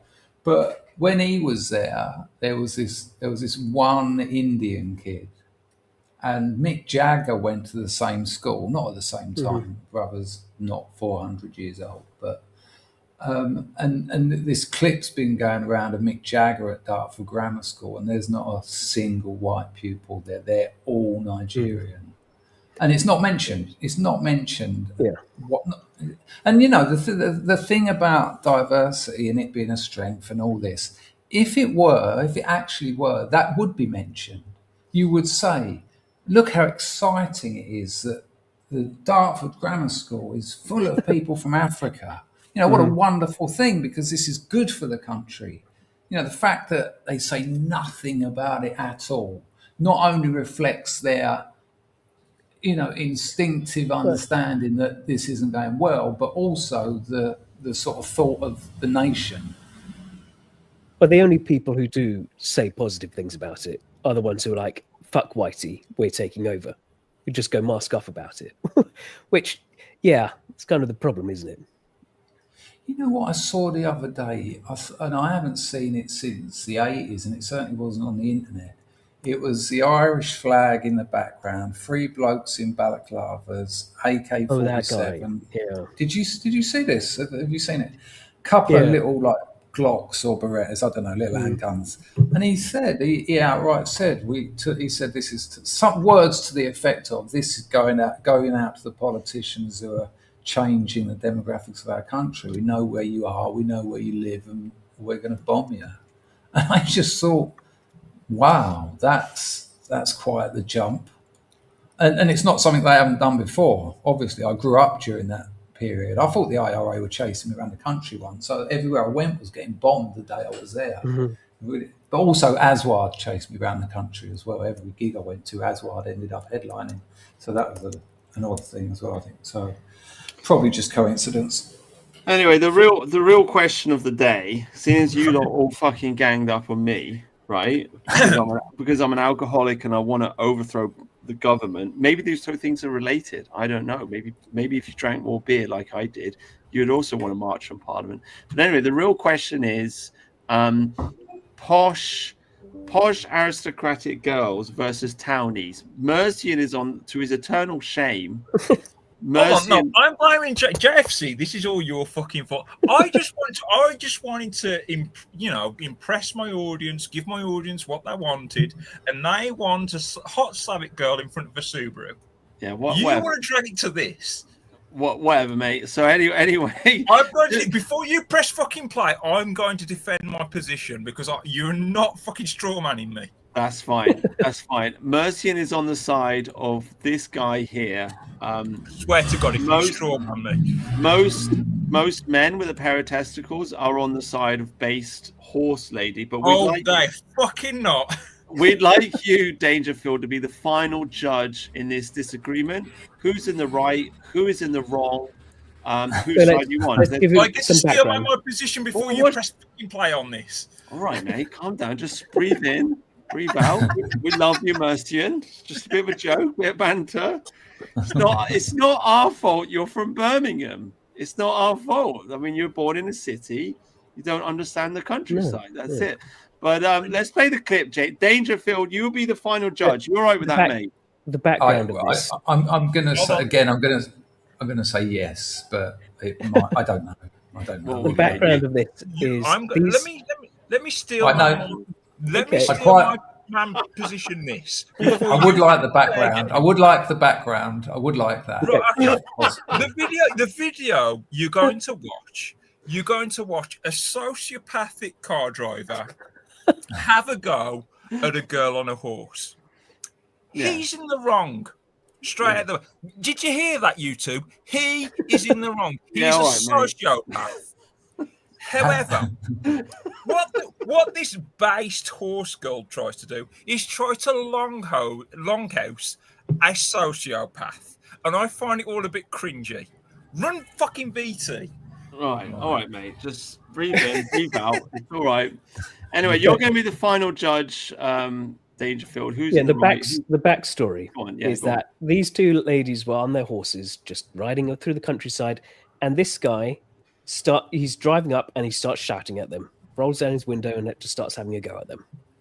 Yeah, we talked about this last week. Mercian obviously is on the side of the driver, even though he pretends that he isn't. Am I on the side of that driver? Even though he pretends that he isn't. This is actually Mercian's brother, and he's from Birmingham. So, also, notice the lack of mud on those boots. Lack of mud. And the sunglasses. It's not a sunny day. Like, who is this guy? Anyway. Get that horse out of the way. No. I'm not in the way of your car. I'm here. There's plenty of room. You just come from over there to me. Yeah, because I'm going that direction, funnily enough. I'm going that way. Fuck off then. You fuck off. Do you know what? I'll get some people down here and then they'll tell you to fuck off. Oh yeah. Like that. Who are your well mates? done. Give me that fucking phone now. Fucking Fuck off. asshole. Get in your Sociopath. car. No, and I fuck don't off. need to. Move. I'm not in your way. Even the You're dog's in my embarrassed. Full Oh, yeah. road. You Now can it's get in your long goes, car. isn't it? No, I'm not you're blocking your causing- door. Move on. I'm not blocking the road. You're blocking your road, you moron. Sorry, sir. Sorry, you live in Kemerton. You live in the Got main character countryside, syndrome. and There's you're a a car massive wanting to get fucking past. chav that doesn't like countryside activities. We Wow. put our hand up to say thank you, and then you shout. Sorry. You're blocking the road. That car can't get past. You're blocking the road. He's a horrible, horrible man. I'm a horrible, horrible man. Yeah. Put your phones down. No. Yeah. No.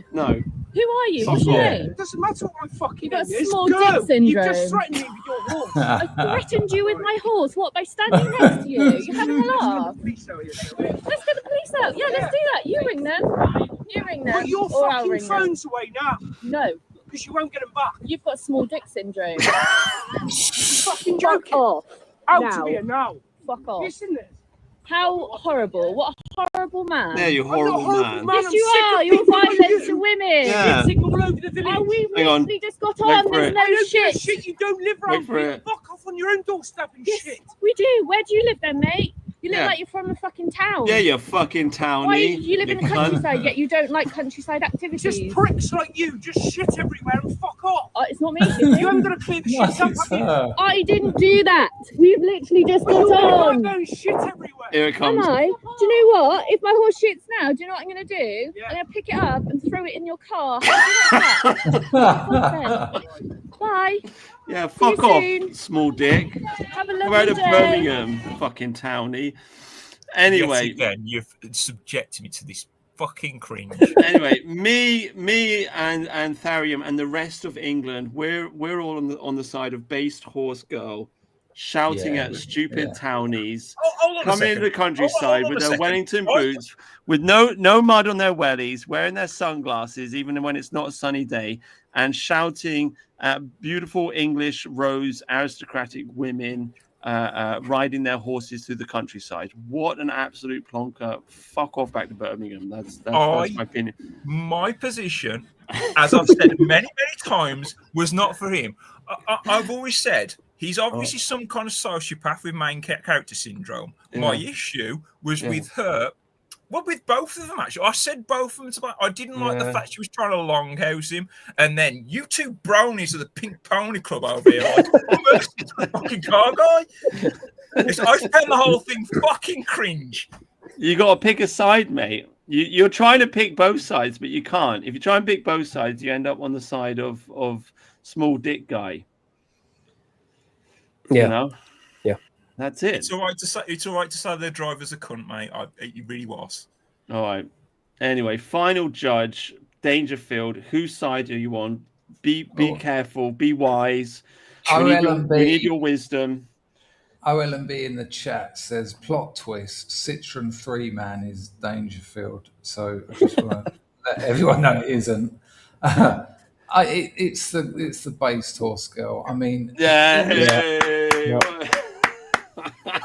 when he was, he could have pulled it off, but when he threatened to get his mates down, the whole thing was cringe. The whole thing. He must be like, my God, I just wanted to. And then he stood at the side of the road with his phone, like looking all grumpy, stamping his feet. You know what I mean? And It's about like... 5'4" as well. Let's be honest. I think and there's not a red-blooded man watching this stream who didn't hear that girl's accent, knows she's done up in horse riding gear on a horse, who didn't go. Yeah.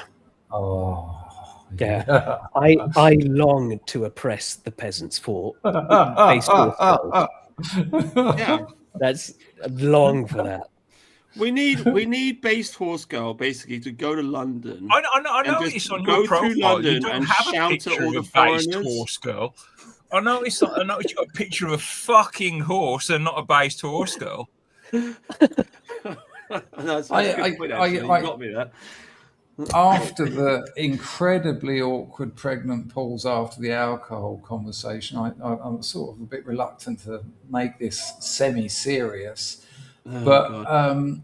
yeah, sorry. Just but I think that man has been sexually shamed, possibly Oh, wow. by a partner, probably his mother, but possibly by a partner. I mean, there was no. I mean, okay, I haven't seen the beginning of the video, but there was no situation there. What, he couldn't drive, and then he moved on to there's horse shit in the road. It's like, what is the problem? You know, what is the what actually made him that angry? Yeah.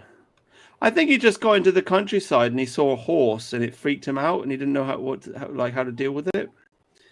Let me tell you a little story about a horse that freaked someone out. This isn't. It is serious, but it's got its elements of humour. There's a documentary you can find it online. It's called Zoo, and it's about this bloke and a few mates of his who were really into horses. Is this Mr. Hands? Oh man, you've absolutely dropped the best bit. I mean, I got ridiculed at school for smelling of piss because we had one bath a week. But getting ridiculed at school because what actually happened was it's on video. The horse fucked him to death. Oh, Yeah. Like, I mean, look, when I heard about it, I assumed that they'd probably do the horse. I don't know why. I don't know why I even, took a side. But no, they made like a contraption. It's like something out of the Marquis de Sade's 120 Days of Sodom. They made this contraption where they could sort of get under it and put this sort of like meter stick penis. And it's meant as like a protection sort of thing. They sort of were hoping it would stop the horse going too far. Oh, jeez. And it didn't work. It didn't work. It really liked him. Yeah, but his online name was Mr. Hands, but horses are measured using hands, aren't they? It's like this weird I don't know. I had a mate once. I say mate, he was at school, and he said I've got this video, because in those days it was VHS cassettes. And he said this girl, he said she gets fucked by this horse, and they make it come in a veruca sock, and she gets her friends to drink it. And I was only about sort of 12, and I remember thinking, her friends. What a weird choice of words in that situation. And everything else I could have focused on, but that's what I sort of zoomed in on. Are they her friends? Was that? Yeah, Mr. Hands, you know about Ethereum. You saw the documentary, did you? I heard this. I've not seen that, but I've just heard the story. Yeah, it's and that I reckon all these sort of things that we see as anomalies, I reckon that there's a lot more of it going on. I think we are so far away from nature that hang on, that sounds weird in this context.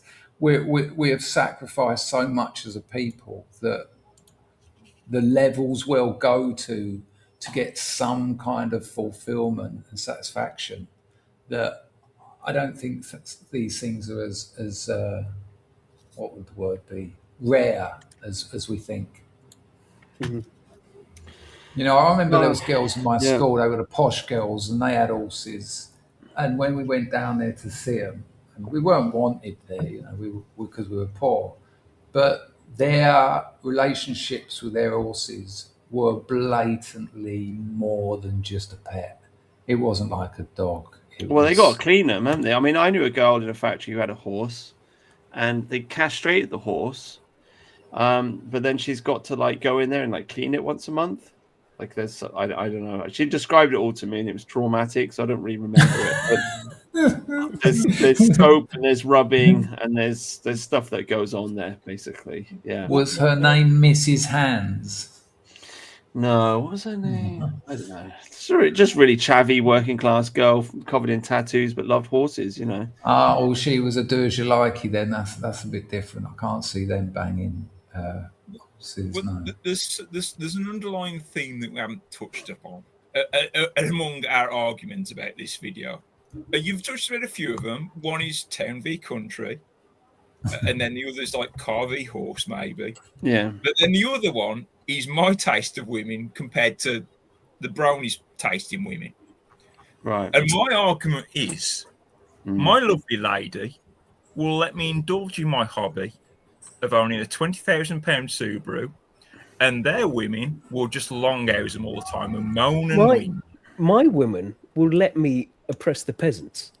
This is what I long for in life. As you should, being a lord of the manor. Of course, yeah. And you think my woman wouldn't let me do that? She is the peasant I'll be oppressing. Women we're projecting onto.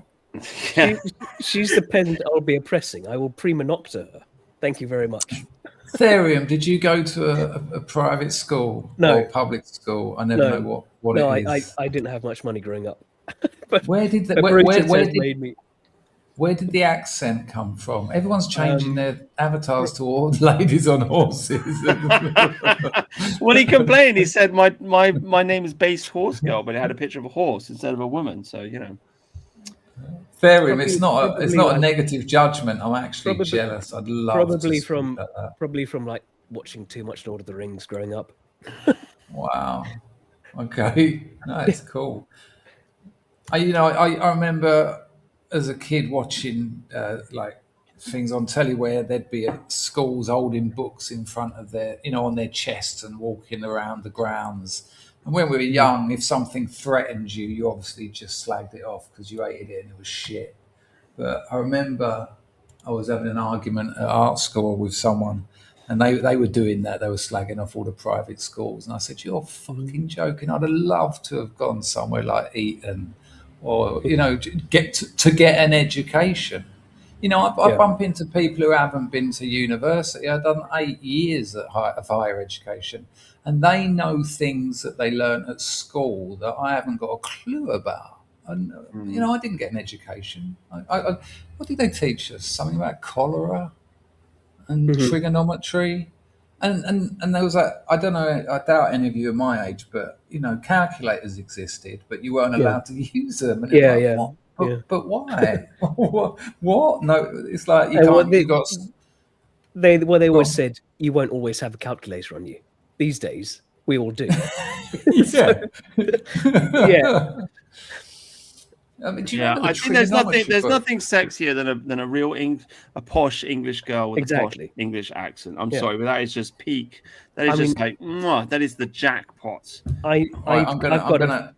I've got a friend whose uncle did actually marry into aristocracy and now lives in this lovely big estate up in Yorkshire. It's like that is the dream.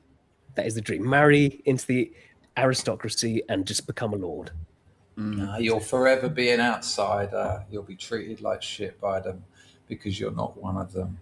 I'm also disagreeing. Don't get me wrong. Those two pictures, all day long. But they're not my ideal woman. My ideal woman is a city slag. Oh, I want mercy in there. Yeah, I want her walking along, ungulate. I want 6-inch heels.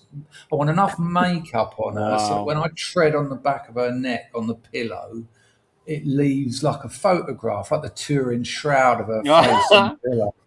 I want fake gold jewelry hanging off of everywhere she can attach. Do you want her basically in a t-shirt and hot pants and flip flops?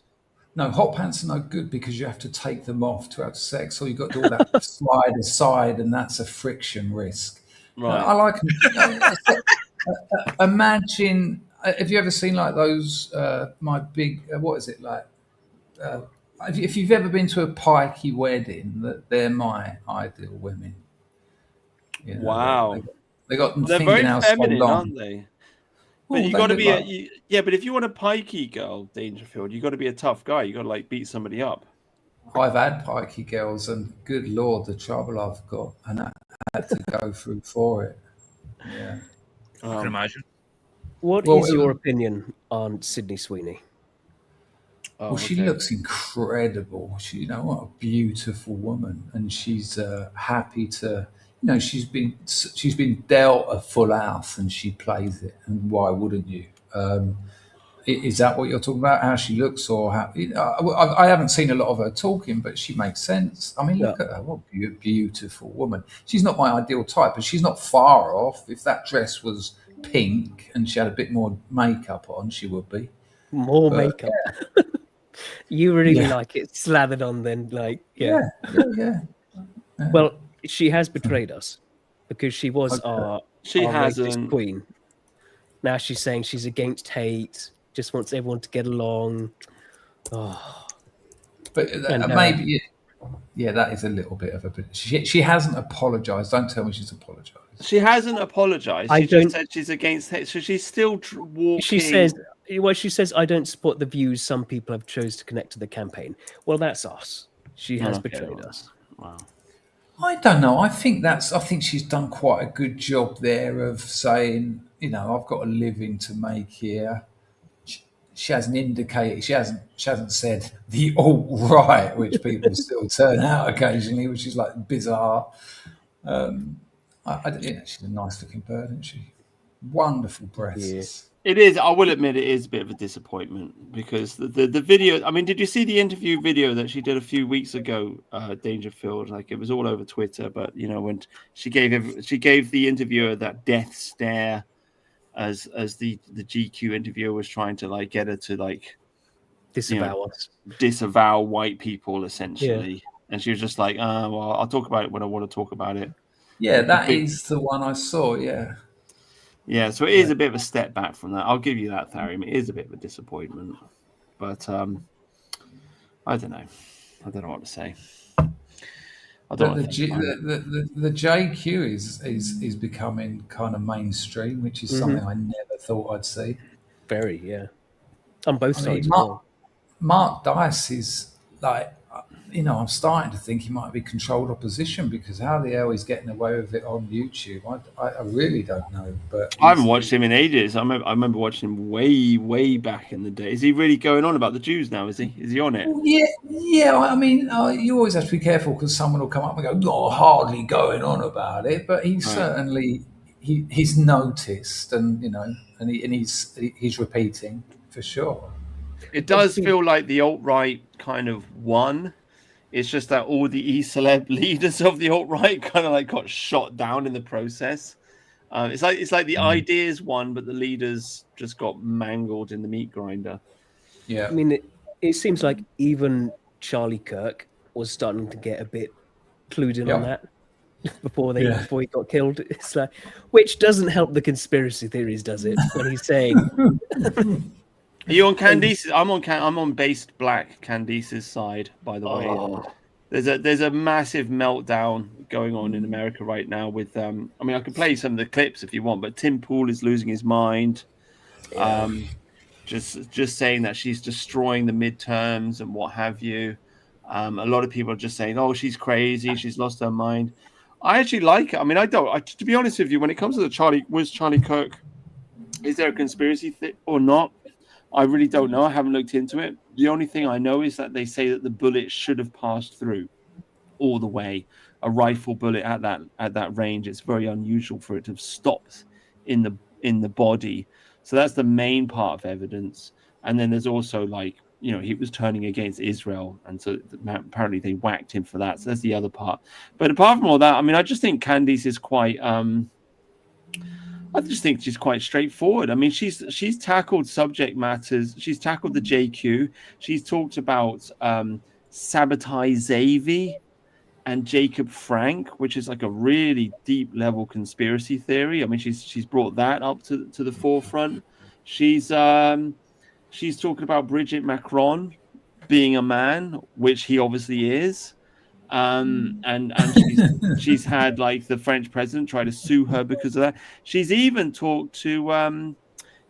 defended Harvey Weinstein. This is what really gets me. She's defended Harvey Weinstein because hardly anybody will do that. But the fact of the matter is Harvey Weinstein's in jail, but he never raped anyone. Not as far as I understand it. It was all consensual. He's in jail. So, yeah. She interviewed him in jail. It was all consensual sex done so that they could get a job in his movies. He didn't rape anybody. It was just that's just the way Hollywood works. And so I mean, she is one of the her and Andrew Anglin are the only two people I know that have ever really like defended the guy. So I just think as far as character goes, I like Candice. I just like her. that it drove me mad on the back end of all that Me Too nonsense when it was it's ludicrous, this idea that, well, men are using their power to attract women.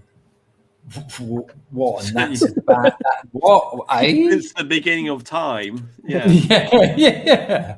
And suddenly it was almost illegal. Well, if you're right, and I assume you are, you can go to prison for it. Yeah. Mm. Yeah, he didn't rape anyone. So I mean, Candice stuck up for. I mean, I don't know. What do you guys think? Do you think Israel murdered Charlie Kirk? I mean, what do you think? Oh, I don't know anything about that. Yeah, But yeah, the Harvey Weinstein stuff. It's like, yeah, come on. Like he's like say like even I don't believe any of these girls were so stupid that when he goes, "Come up to my hotel room," Yeah. they don't know what's going on. And even then, he's Ooh, like, you defending Mike Tyson? what did Mike Tyson do? Oh, you don't know the story? Oh, you're so young, Tharium. Wow. You don't know what What an insult, you youngster. you youngster. You don't know the Tyson story. Well, he raped that girl, didn't he? Went to prison for it. Again, Took her to the hotel. That was his defense. There was a supermodel, and he said, "Do you want to come up to my hotel, to my room?" And she said, "Yeah." And she walked into the room. He pushed her against the wall, and he had sex with her. And she said it was rape. And he, being a champion boxer who's got women throwing themselves at him all the time, when she agreed to go to his hotel room, he just thought, it's on, right? Obviously, incredibly physically strong guy. And so he just got down to business. And then afterwards, like, she was like, "Oh, he raped me." And then I don't know. I mean, I know he's a black guy and it's a white woman. I got to say, I'm kind of on Tyson's side. Sorry to all the racists in the chat, but if you go to a hotel room with a champion boxer, a fucking warrior, and you're a woman and you're going to his hotel, why are you going there? Do you know what I mean? There's one thing, like they change their mind, and they sort of think they want their way out. With Mike Tyson, that's going to be tricky. With Harvey Weinstein, though, he's a fat old Jew. Like, is he really going to be that physically intimidating? Yeah. I think regardless, like I think you just said it though. You could get, obviously the lady can say, "Actually, I don't want this," and that's when you stop. That's obvious. I'm just going to grab some water. Okay, I'll be back. Like 30 seconds. Yeah, dude. So that's what's going on. I don't really have any news prepared. I mean, I've got. I just didn't have any prep this week. You haven't numbered them and everything. No, I didn't. We've got this. I mean, everyone's talking about this. It's 3. If you talk the Ben Habib Advance UK, everybody's talking about this. You want to talk about this? Sure. Okay. Play this. Right, we'll play this clip. Everyone's talking about this on the internet. First question. This is Ben Habib's Advance. Apparently, Tommy Robinson's recently joined it. So this girl stands up, asks some questions. I haven't actually seen the whole clip. Hi there. She's wearing this cross, and it's Vox Populi. So I don't know, no, he gave her the mic, didn't he? So I don't know who this lady is, but anyway. My statement question will take 2 minutes to read out precisely. Forgive me, I normally do not need to read from a piece of paper, but I want to make sure that what I'm saying is not misinterpreted. It appears to me that Advance UK are on the right path. You're a party that is not scared to call out the negative impact that Islam is having on the West. I would say somewhat the same for left-wing communist liberal ideologies, such as trans and mass migration. However, on these topics, we are only partway, in my opinion, up the path. We are able to identify that these issues exist, but we don't seem to be actually going a step further and actually calling out the people that are funding it and pushing it. And I'm not sure whether it's because people are scared, because it's not difficult to actually find out and do a bit of a trace on it. Charlie Kirk was an idol to me, and I'm sure he was to everyone in this room. Would you all agree?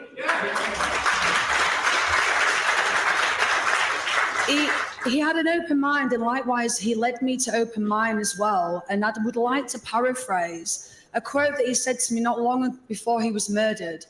And before anyone pushes back on me, please remember that these are his words and not mine.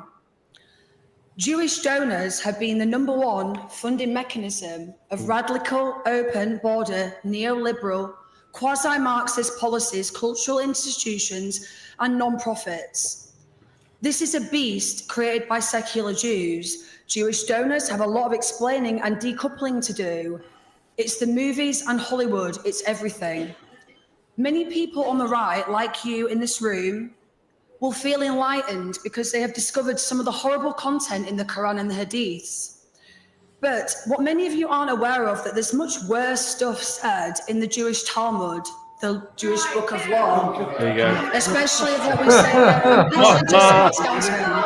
So my first, I was literally about to go on to. Excuse me, do we have free speech? Do we have free speech in this country? Do we have free speech in this room? Do we have free speech? So do not heckle me. Yes, I'm about to ask it. So my first question to all of you is, will you have the courage that Charlie did to actually call out the funding of what is the decline of the West? For my second question, I would like to know your stance on Israel. I love the framing of it. She frames it through Charlie Kirk. It's it's great framing. Yeah, She knew how to play them there.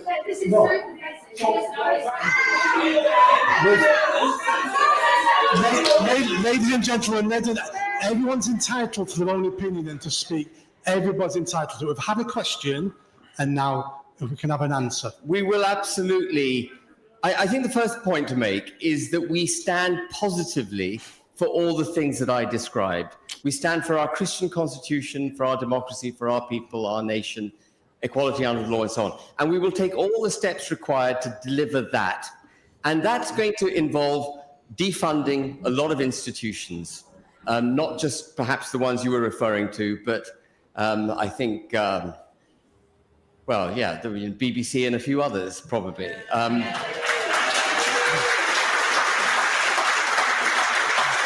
A lot of the money which comes to these far left institutions that are undermining our democracy actually comes from the government. So we can switch that tap off straight away. We're going to have questions from sides of the shop. We've got lots of hands. Yeah. So politicians' answer doesn't deny what she said. I mean, we'll give him that. I mean, he could have just said there, he could have stood there and called her a massive anti-Semite, but he didn't. He just diverted, and he's to defunding the BBC, I suppose. But there you go. There's Ben Habib and Advance UK. The reaction from them, it just seems so silly. Of the crowd. Just go into a baboon fit of no, don't do that. It's a very like Pavlovian dog thing with the Jews. It's like as soon as you mention Jews, it's like a switch goes in their head, and they go on to the defensive, and they like, oh, you can't criticize them, you can't criticize them, and they just stop thinking. I mean, it's quite amazing to watch, really. It's quite fascinating, like how you can just see somebody's mind just become clouded immediately. But I guess we've just seen it there in real time. This is conjecture because I know nothing about this organisation, how it was set up and all that. But that was so strange. If I had to put money on it, the audience has been infiltrated. If this gets mentioned, start to disrupt. I think they're just boomers. They're just boomers. They've got a lot of Tommy Tards with them as well. They're boomers. Western civilization got infiltrated by boomers. You know, it's just they're just boomers. I mean, I don't know. That's my experience. Like they've got to defend the Jews. That entire generation is just like they will die for Israel. They're too old, and their brains. They'll make us die for Israel. Yeah. they're too old and their brains are just kind of like fixed in their ways. And yeah, I don't know, man. Yeah, that was. So that's Advanced UK. I mean, Ben Habib. Everybody says he's a good guy. I'm sure he's a good guy. I think he should change his name from Habib to something else. Like if you really want to merge into English society, you know what I mean. Like you should do that. Anyway, I did zero preparation this year. So what is your This opinion year? on the, this week? Sorry. But, Sorry, go what on. is your opinion on the Christians, Dangerfield? Can you be a bit more Well, specific? I've been getting a bit fed up of them lately. If you want to share one going, because you got like you want to share my screen, Brutus? Yeah. Because you got like so. Did you see the Steve Laws interview with that being tough guy? No. Well, Oh, you But had he was, I do have time for Steve Laws, though. yeah, I like so- Steve Laws too. So Steve was interviewed by this guy, and this guy's a Tommy Tard, and he's good friends with this guy who's another one of Tommy's mates, Minister Ricky Doolan. And they also do you have- remember Laura? Did you ever see Laura Towler Laura Towler from Patriarch Alternative? Did you not see that when she had a chat with him, like a debate with Oh, that no. geezer? Oh, dig it out for another stream. It's Right. incredible. I mean, this geezer plays guitar and sings on stage in his local church. Yeah, He's a dolt. He's a dolt. So- you know. you got this attitude from a lot of these Christians, though. I just move around with anyone. I don't care. For me, ethnicity is the wrong line for us to be fighting on. I know that the anti-white hate and the anti-white bias has been happening, and it annoys all of us to the core because it's racism. No. It's not What the is that racism. accent? Sorry, go on. I don't know. But the racism isn't the problem. It's that they're raping and killing us. Yeah, I thought annoys was a bit of an understatement. Yeah. Pisses me off.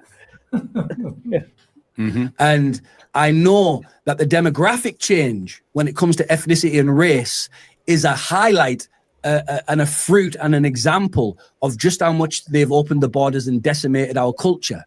I get that, and I agree. But for us to fight on the lines of ethnicity and race is wrong. There's nowhere in the Bible that mentions race or ethnicity. In fact, God created man and woman in his image, meaning that we are created in the image. Yeah, just this shit. Like, and again, like even like the Southport guy. Yeah, the ethnicity is less important than the motives. Well, the motives were that fuck these white girls with this guy. And it just So essentially, you got Christian universalism, and they do not want to look. They think it is sinful to judge a person by their color, essentially, and that's the problem.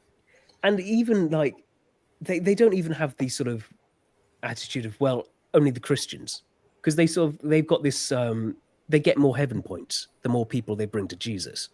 So having more non-Christians coming to the country is just, wow, that's more opportunities for me to make more Christians.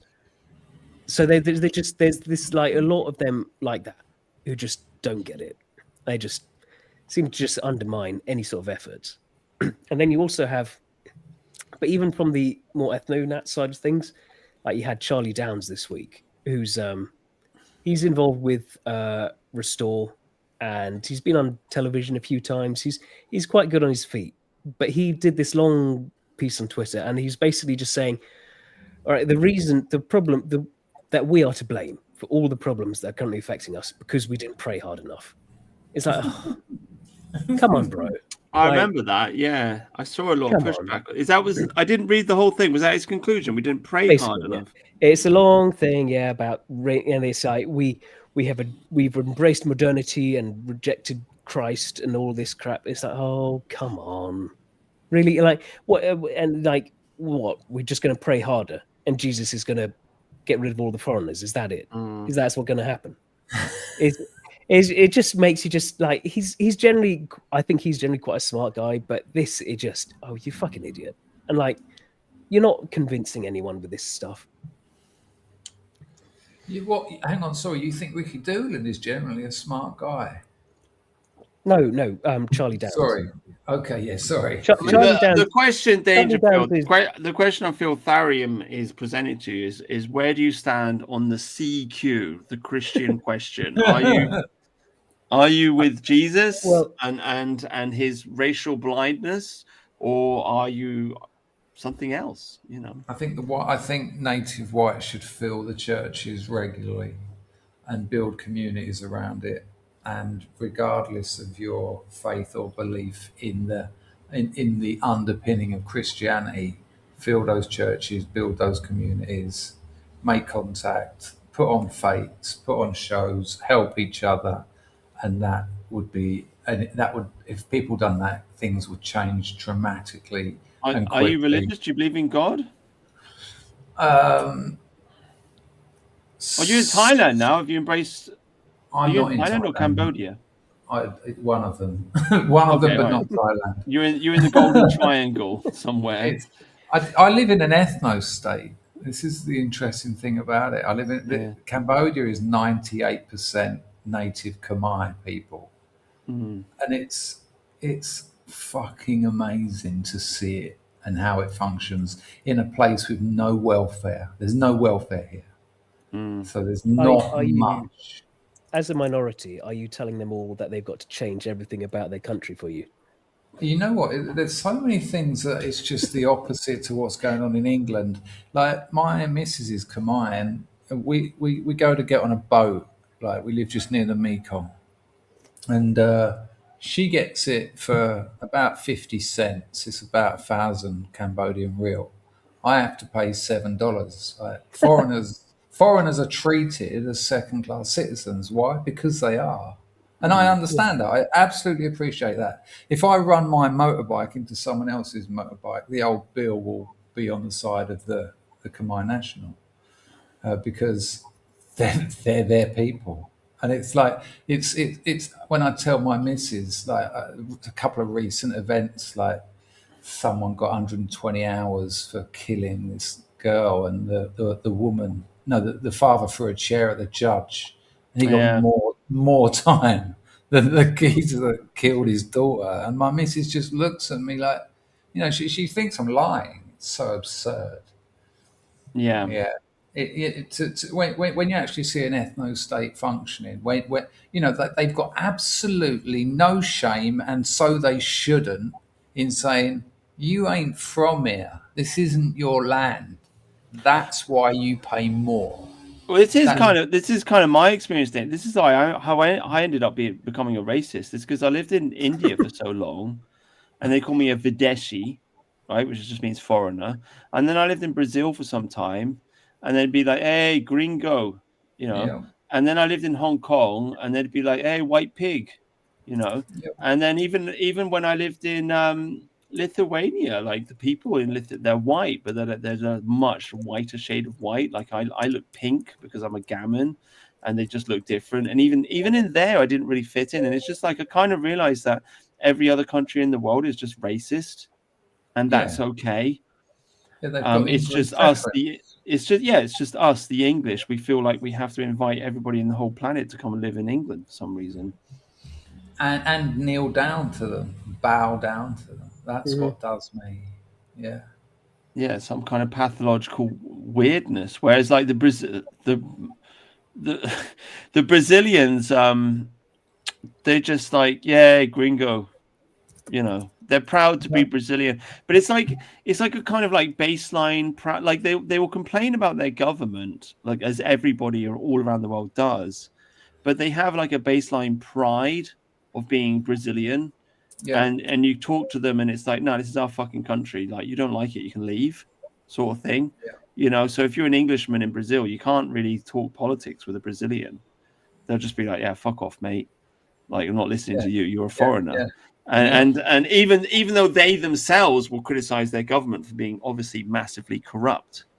So it's just like, once you see that and you live it, you kind of realize, like, wow, like we're really like we've got everything all wrong in this country. We've got everything all wrong in England.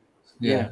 It's so wrong. I think it's slightly different in Thailand, though. I think, what is it? It's called something like lese majesty or something.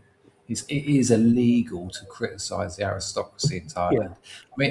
I mean, I have to be a little bit careful, but this country does have its problems. I remember I had a falling out with someone. I can't remember his name. Someone on the dissident right, and he went, "It's all right for you living out there, being able to say what you want." No, no, no. But for a country that just came out of a communist war, really only sort of, 40 years ago. And Bad one. Really bad yeah, one, yeah. awful. I mean, you go into that torture museum, you come out the other end a different person. If you don't, there's something wrong with you. But it's kind of weird because you know that anyone here over sort of 40 was on one side or the other. And most of the deaths were not rouge, you know. And your tuk-tuk driver likely killed 5-10 people, you know. Fucking hell. And it's kind of strange because they got over it. I mean, Cambodia's GDP is flying. I think don't quote me on this, but last time I looked, which was probably a couple of years ago, it's one of the fastest growing economies in the ASEAN. That's ASEAN. It's a selection of nations. I think it's includes Singapore and Japan. It's a few sort of select Asian countries.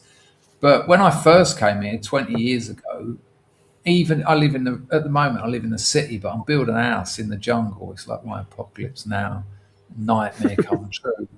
But you know, even some of the main roads in the city were just dirt. You know, when it rained, you were up in the monsoon season, you're up to your knees. But there's parts of Phnom Penh that look like Tokyo now in the space of 15, 20 years. Yeah. They're doing well. They're doing well out there. And it is a worry. There's a place that historically was called, well, it's still called the Lake. There was a big lake, and since the 60s, people would come here. A lot of people would run away from the GIs would run away from Vietnam and settle down near the lake. A lot of hippies went down there, and it was like the sort of bad downtown area where there was a lot of parties, a few shootings, and all that sort of thing. But the Sultan of Brunei gifted Cambodia a mosque, and it's this fucking they filled in the lake, and it's so big. I think it's about 0.3% of the population is Islamic, but it is growing strangely, and that's a concern. You think the Muslims will take over? Well, that's their plan for the whole world, isn't it? Yeah. And when they go to places that are undereducated and also, with no welfare, you set up a tent with food. I remember, if any of you have ever been to Glastonbury and it's your 4th day on acid and you spend all your money on drugs and alcohol, you can come here and eat, but you've got to chant Hare, Hare Rama, Rama Rama. so you get a lot of them out there doing that. You can come and eat here, but you've got to pray and do all that other Islamic stuff, which is a bit snide. Quite a funny story. When I learned Khmer, I'd done like this sort of fast track course in speaking Khmer. That's the Cambodian language. And the geezer that was teaching me was, nice bloke. We got on, had a good laugh. And then it got to the point where I knew enough that he said, right, I'm going to show you some sort of animations, like cartoons, he said. He said, the content doesn't really matter. But and then he said, I want you to tell me what they're talking about afterwards. And they were Jehovah's Witness promo, sort of like propaganda cartoons. It was so funny.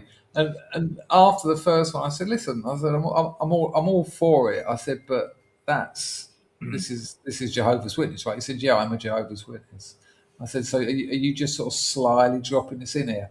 And it was quite funny him trying to defend it. He was like, no, it just happens to be something I've got where they're speaking Khmer. And I was thinking, yeah, right, sure. So yeah, it's an interesting place. Still 98% Khmer, Buddhist Khmer. And you know, my missus, she wakes up, she does we've got 3 altars in our front room here.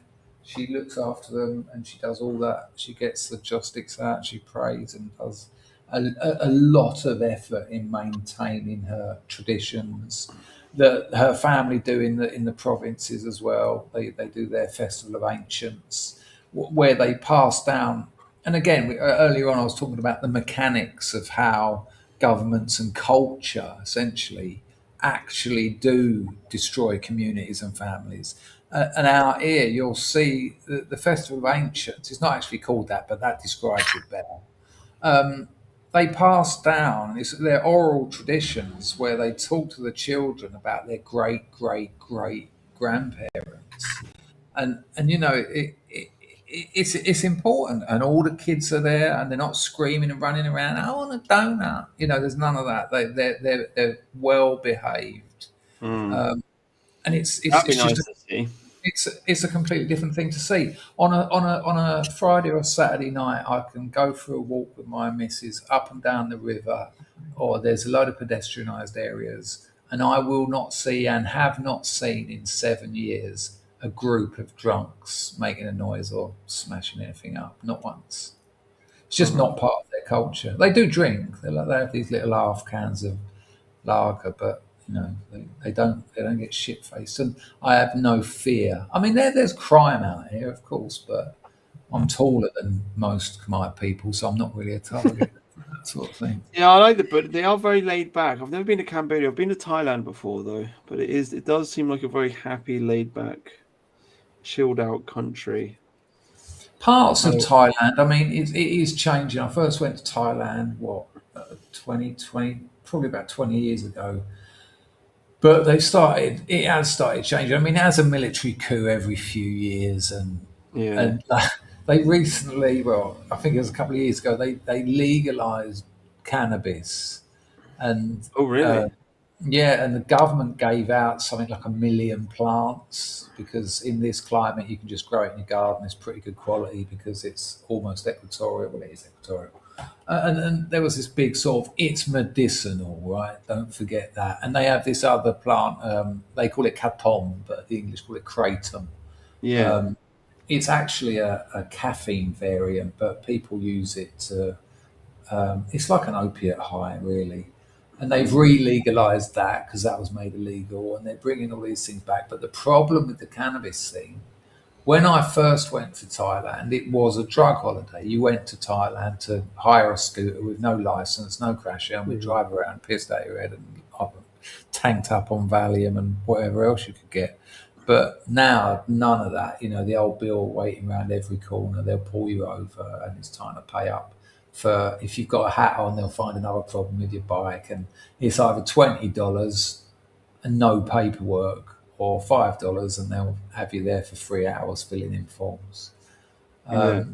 It is unfortunately changing for the worst. When I first went to Thailand, there'd be a pharmacy every 4 shops. It was like a brothel in the form of a massage parlour, then a pharmacy, then a 7-Eleven, then someone selling knockoff Dolce and Gabbana handbags, and then rinse and repeat for the whole of the ring road around Patong. But now it's all weed, the whole place. Thailand is just a cloud of weed at the moment. Oh, really? Oh, so has it changed the people? Well, it's become a magnet for stoners. And Yeah. you know, Is this a bit like what we did to China with opium? Yeah, I think it's got a touch of that, but This is really interesting because I would actually. I mean, I'm quite liberal. I would legalize all the drugs if I could. I don't think. Likewise. So it's interesting to see like what actually happens if you legalize cannabis. I mean, do you think it's messed up the country? Again, for me, I'm with you. I would legal. I mean, we do have loads of legal drugs, right down to sugar and caffeine, and I think these drugs are a lot stronger than people give them credit for because they're so sort of they're so sort of part of our culture. But has it messed up the country? No, but it might. I mean, there are. I know some very high functioning stoners. I know some high functioning crackheads. You know, weirdly, but they. Most of the people I know who started smoking weed in their teens have not got anywhere near their potential in life. Mm. That's and then, it's just my experience. It's hardly a big sample size, but it is a very lazy drug. And we go back to what Therium said about the alcohol. It's docile bodies. You ain't getting a revolution when everyone's stoned. No, they're eating pizzas and playing computer games. Yeah, it does stay in your system, I think, a lot longer than alcohol does. Yeah, that's why in prison people avoid weed and all get on the smack, because they can, if I think cannabis can be traced up to about 3 or 4 months in your hair or Yeah. whatever. That's why you'll see so many people standing in the dock with no eyebrows or hair, no pubic hair, just standing. Yeah. Yeah, I don't know. I mean, the way I feel about it is like marijuana. I mean, again, it comes back to the pornography thing. Like it's like marijuana. It's a symptom. It's not the cause. Like marijuana was legal, wasn't illegal in this country until 1928, I think, and yet we conquered the whole world, because we had strong family values and we were a masculine society. So I just don't think like the legalization of marijuana is the problem, or addiction to drugs isn't the problem. Most people get addicted to drugs because they're mentally fucked up on the inside. That's why they drink or whatever it is. They do that in order to block out the pain. They're self-medicating because they're not Yeah. happy. I mean, like I said earlier, I don't believe in mental illness. We keep hearing about the mental health crisis, but I just don't believe these things exist. They're behavioural, not pathological. I mean, the mind. What is it? It's not the brain. It's an abstraction. It's an idea. How does an idea get ill? Yeah. There are no biological markers for any of the so-called mental illnesses, including schizophrenia. Well, a lot of it's made up, and also it just seems like the establishment wants to gaslight people into. No, like, they want to making- drug. They want to drug them. I mean, Yeah. the DSM the DSM was set up, and the geezer that I can't remember his name, the bloke who set it up, he said himself, it's bullshit. They were just casting votes. And they say that now in the UK, in any given year, 1 in 4 people will have a mental illness. And 30 years ago, it was nothing like that. But that's not because people are getting going madder. It's because they've made diagnosing easier, and they've invented more mental illnesses. The DSM-5 is literally, you tick boxes, and it's got things in it. And I always forget the classic one. It's called something like opposed to authority syndrome. And then there's these few boxes, and it's things like the patient has shown a distrust of authority 2 times or twice in the last month. And if you tick that and one other box, you're now mentally ill on record. And then, you need treating. You've got a problem. This is why this has happened. This is why you haven't got a job. This is why your life's going down the pan. Don't worry, mate, you're mentally ill. You've got ADHD or whatever. Here's some drugs. And that's when the real problems start. Now, I'm not saying people don't suffer. I've had a lot of pushback on this. And it isn't something I just picked out the air. There's a bloke called Thomas Saz who wrote a book, The Myth of Mental Illness, about 60 years ago. And his prodigy, I suppose, Jeff Sharla, has been on my channel 3 times, and he's carried on that message. There's a lot of psychiatrists who they don't like to call it this, but it is essentially the anti-psychiatry movement, because it's absolute bullshit. It's bullshit. There's no such thing as mental illness, and yet the amount of drugs that are given out, even Prozac, SSRIs, that absolutely wreck your brain. They were initially invented. Look, if you're having problems and an SSRI can sort you out Mhm. and give you a chance to get your life in order for a little while and then you get off, and yeah, I haven't got a problem with that at all. I haven't got a problem that you do what you want, but most of the people I know, again, small sample size, but I do know papers of this is on a bigger scale. People are just left on them for life. Ah, fuck it, Mhm. just stay on. Yeah. And Oh, no, that is Soma again. That Yeah. is just straight out of Brave New World. If you don't, The the problem, you don't have depression, you don't have anxiety. You're depressed and you're anxious. Let's find out why, and then you might be able to move on. But that's not why our health system does. It gets you off the hook. Oh, this isn't to do with the bad decisions you've made. You've got something. I mean, we can't show you it. You can't see it on a CT scan. There's no biological markers, but we can give you these really powerful drugs which will stop you feeling sad. There is a side effect that it will also stop you feeling happy. yeah. Crack on. It's awful. Yeah, these SSRIs, they are so. There's a huge amount of of the American public, especially, that are on them. Huge, and I can guarantee you that every single one of these like mass shooters they have there is on them, but no one's going to dare go talk about that. Yeah. Well, like I couldn't necessarily guarantee that, but it certainly, again, that we go back to this separation. It takes you away from people. You're not making contact with people on a significant and profound level. You haven't got the ability to do that because your brain chemistry has been changed in such a way that sympathy, empathy, pity, love, they're just out the window. You can't do them. You're physically incapable. Yeah. And great. Well done.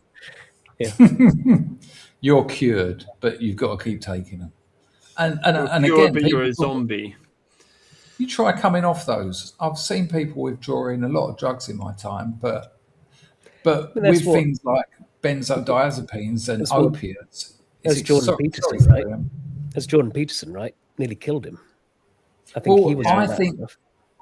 Jordan Peterson was on benzodiazepines. I don't know if he was on SSRIs as well. He may have been. I don't know, but I think he still is on them. Yeah, I watch him. He cries a lot in interviews, which is a feature of benzo use. He has. I remember it when he come out with it all. Well, we travelled all around the world looking for the best treatment. It was hell. Okay, yeah. You want to try doing that when you haven't got any money, mate. But then he said, "I'm not going to tell you what the exact treatment was yet." And I think that's because he just can't do it. Coming off of benzos is near impossible. It can kill you. I mean, only alcohol and benzos can kill you coming off them. Out of the sort of regular sort of drugs we know of. Anyway, I'm sure there are some obscure drugs that none of us know that can kill you if you overdo it with a withdrawal. But I think the doctors probably just said to him, "Look, just get down to a manageable level and stick with it. Fuck it." I mean, you do think that you do get mad people, though, right? Well, no. There's some people that are mad, but no. What you get is different people, and that's what psychiatry attempts to do. It says, right, this is normal, and if you exhibit any of these so-called symptoms, and you're out of that. Let's take ADHD. If ADHD existed when I was a kid, I would have been given Ritalin without a doubt. And to give children Ritalin, the things we talk about, what we the Rotherham thing, the raping of the nation or whatever.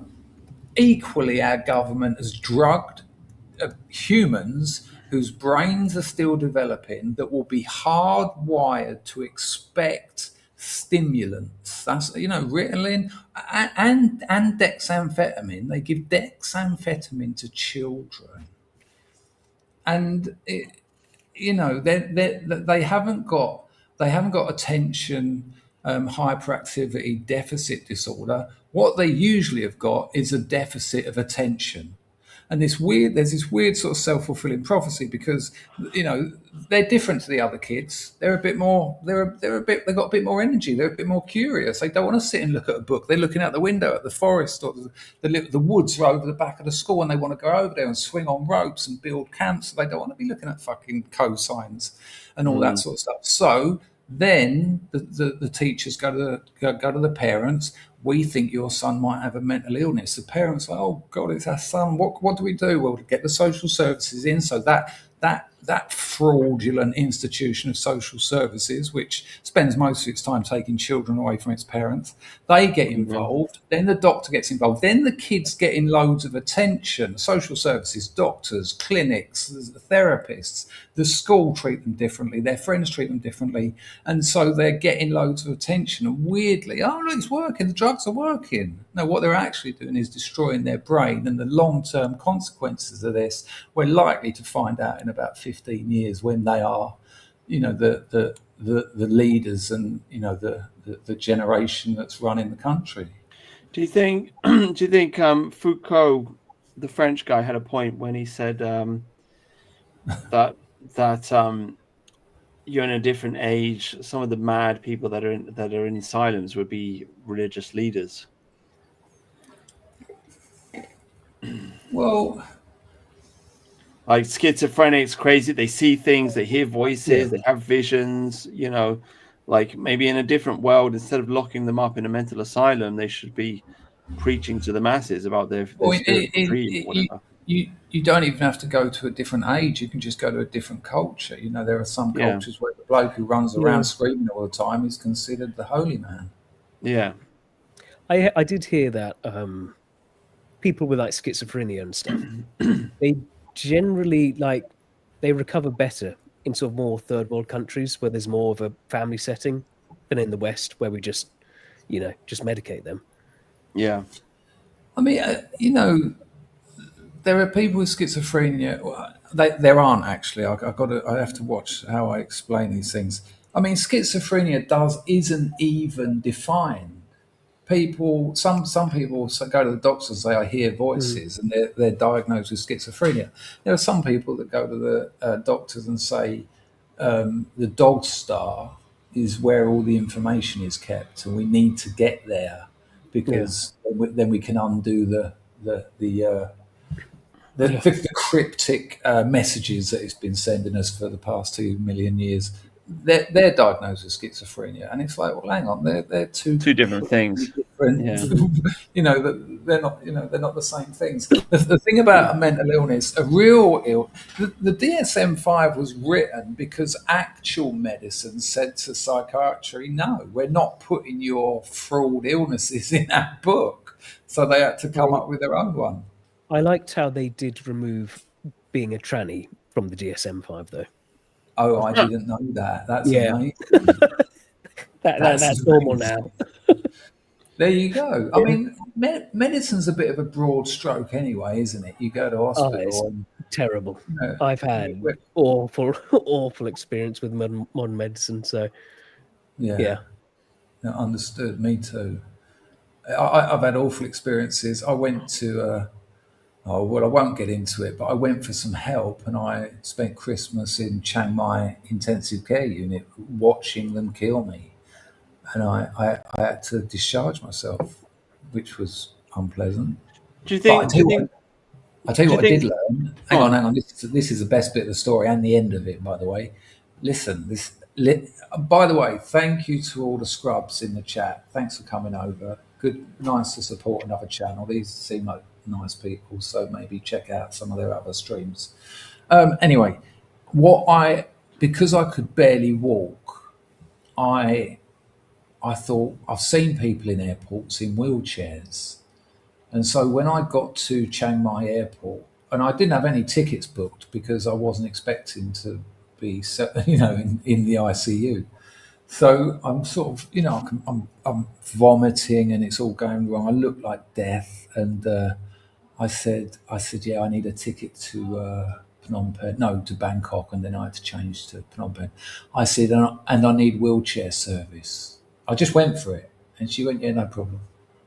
And I thought, is it that easy?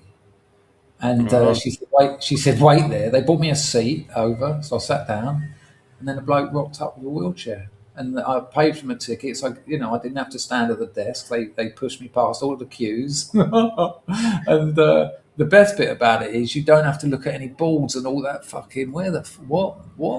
Hang on, why is it in Chinese now? I don't know what. No, the geezer with the wheelchair knows exactly where your departure lounge is. He pushes you through it. No staircases, all lifts, lovely. They get you on the plane before anyone else. They give you a nice comfy chair at the front because you can't walk and all this. Sometimes there's a small fee, but it's worth it because they also take you through passport control. They do all the handling. You just give them your passport. They do it all. There's a big wide thing where they just push you through it.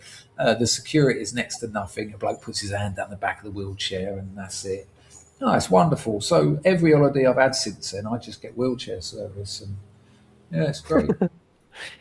Do you think when it comes to schizophrenics and they're hearing voices in their heads, do you think it's actual demons? No, I mean I can't say for sure, obviously, but so how about like you get these Africans on the trains who are just shouting at things and getting like a bit edgy, a bit dangerous looking. What about what do we do with them? Well, that's a slightly different question as to whether. Well, that's the thing. Well, hang on. We'll use that. It's not because they. We can use that to do a segue. Let's do a hard segue into the other big story of the week. I'll tell you what Trump would do with them. Hold on. I was going to say because our modern world would say, "Oh, these men are just mentally ill. We need to help them." Well, this is why I struggle with. And this is why I've had Jess Charlotte on my show, because the way the dissident right, it seems to go with the so-called mental health crisis, and it gets people like that off the hook. He was mentally ill. He was schizophrenic. Yeah, I have started thinking that a bit myself too. Like, is that just an excuse for what these people are just like? Well, look at the insanity defence. People have walked from court, not into a mental home even, for murder. Yeah. Because they were mental at the time of the murder. And it's so sort of the whole mental health thing is so woven into the tapestry of our culture. We just sort of think, oh yeah, okay. But when you just sort of pull back and get a bit of critical distance, it's like, hang on a minute, what, you were mad for 10 minutes and that's all right then, bye.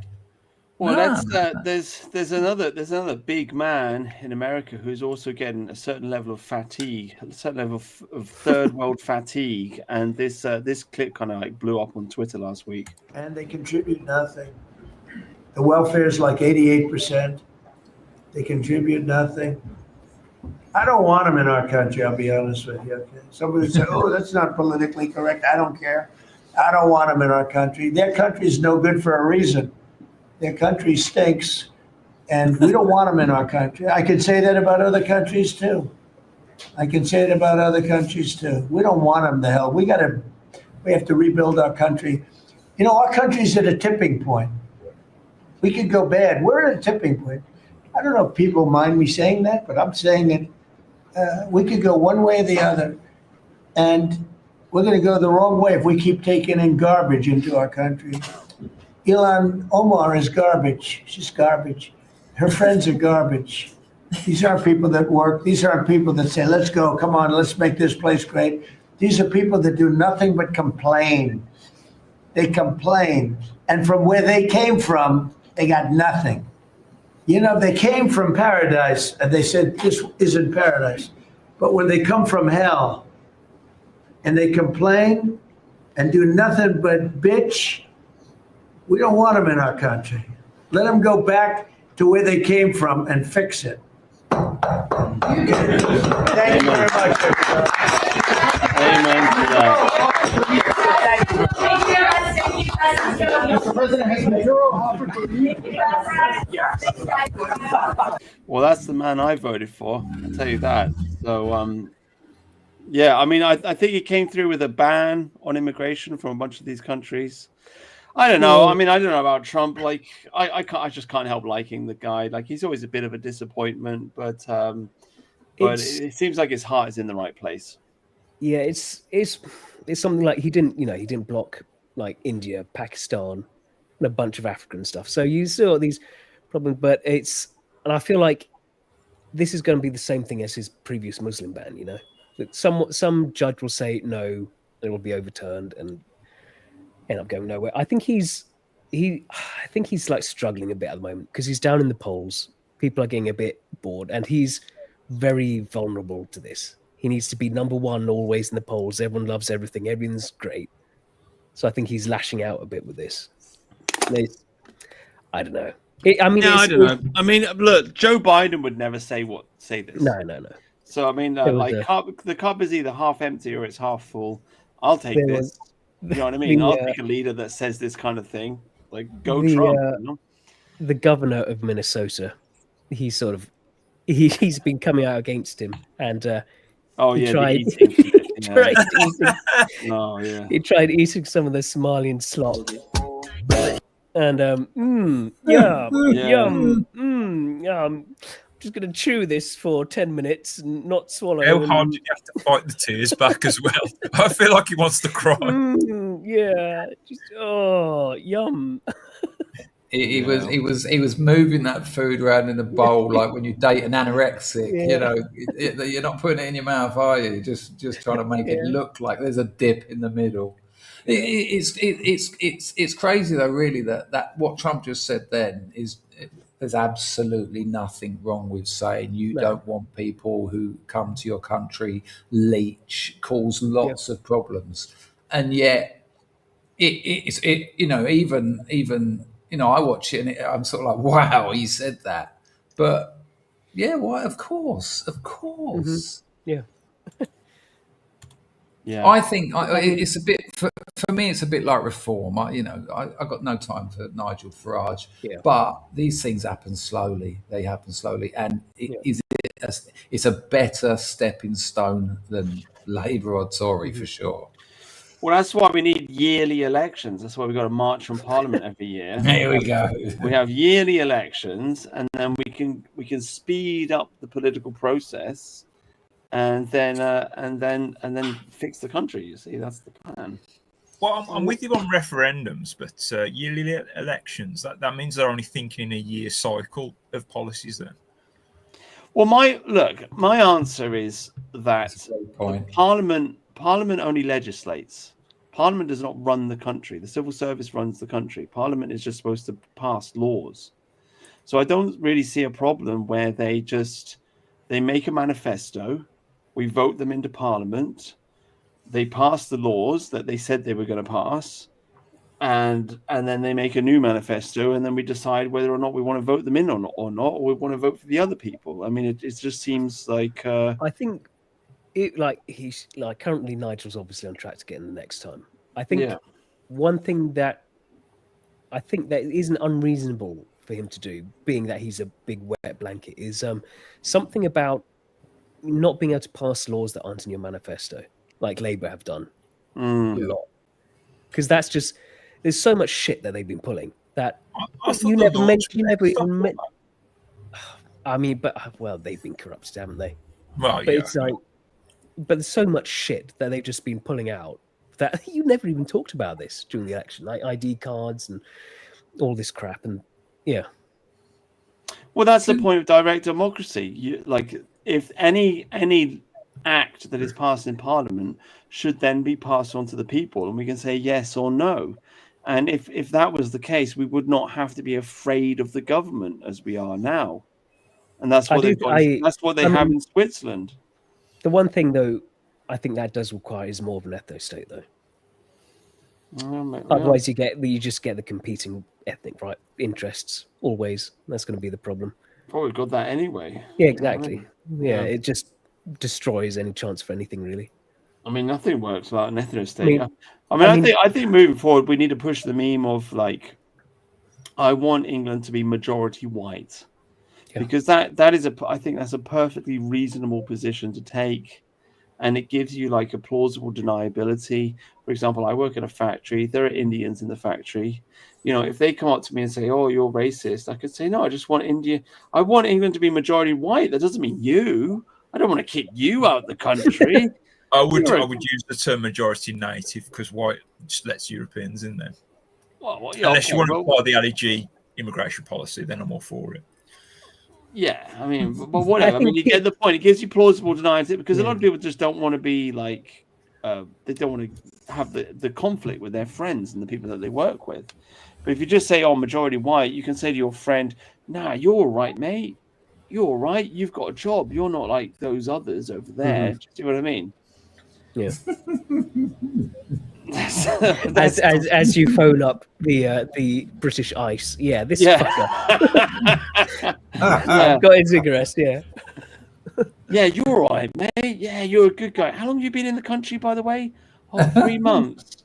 Oh, yeah. Nah, you'll be a good. You can stay. No, that's all right. Yeah, then you pick up your phone. Yeah. Where do you live, by the way? Yeah, where do you Oh, that hotel. You come round and meet all your friends. How did you get here? Yeah, I know a bunch of people at that hotel already. Yeah, great guys. Yeah, great guys. Would you like a meeting? We can all meet up once a week. We know where we all are. Yeah. But that's what people need. I mean, because like take like the Dangerfield tactic of having sex with a girl, obviously, is just to take out your dick in the middle of the pub, right? But most normal people, you invite a girl back to your place for coffee, you see, or a drink, or to watch a YouTube video, and that gives them plausible deniability, because then they can pretend that they don't know what's happening. And then they can say to their friends, "Well, I didn't know we were going to have sex, but I just went to his place to listen to this album or watch this movie or whatever." You know what I mean? And then and all of a sudden he pounced on me while we were on the sofa. So you got to give, like, plausible deniability is just a great way of like seducing the public. It's a hell of a lie, though, isn't it? Sort of like, I've got this YouTube video to show you. Do you want to see it? Yeah. Whatever. I mean, she knows, and you know, but you know, she can lie to herself, right?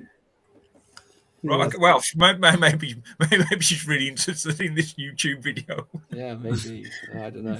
She wants to be on the Anglo Gang. That's what it is. She wants to be on the Anglo. Yeah, you're the Harvey Weinstein of the Anglo Gang. Wow, I'll take that as a compliment, I guess. Ladies, if you want in, yeah. Cocktails is a good one. I used to be in a cocktails. That's a good one. Oh yeah, I can do a great cocktail. Yeah, come to my place. Oh, I can mix a great Russian, like Black Russian or whatever. That's. I tell you, the one that never failed when I was living in Soho, at least. Do you want to come back to mine? I've got some cocaine. Oh wow! Every time. I mean, I despise the stuff personally, but girls seem to really like it. Yeah, there you go. Yeah, I did actually get my dick out in a bar. It was a bit more than that, actually. We for people who turned up late, actually, I never suggested pulling a bird by getting your dick out in a bar. It was slightly more nuanced than that. But we were in the art school bar, and you know, it's art school and you're young and you can do anything. There's a time and a place for everything, and it is art school. And there was 4 of us sitting around this table. It was, you know, Saturday night, busy, and one of us said, the men's toilets was also a changing room. Lord knows why. No one at art school plays any sports, but it was a changing room as well. And someone suggested we go to the toilets and take all our clothes off and come back in and, you know, spend the night in the bar naked. And so we said, yeah, all right, we'll do it. And so the 4 of us, you know, we've got pints, and at the time I smoked, so we've all got our cigarettes there, and you could smoke in bars. I am that old. And we all went into the toilets. The funniest bit was, of course, everyone's having a little shuffle, get a little bit of size back, you know. I'm not walking out there with like a kangaroo before a fight. My balls have like retracted. And we all put our boots back on and strolled back in. And the 4 of us, butt naked, sat on the table, cigarettes back in mouth, pints. And no one said anything. They were looking at that, and in the end, the barman, and you can imagine the sort of this was down in Dartington in Devon, and the barman was like, I used to run a farm. Didn't I? I know all about cows. And this was the most outrageous thing he'd ever seen. And he come over and he was like, "You've gone too far tonight, Dangerfield. You've gone too bloody far. This is too much."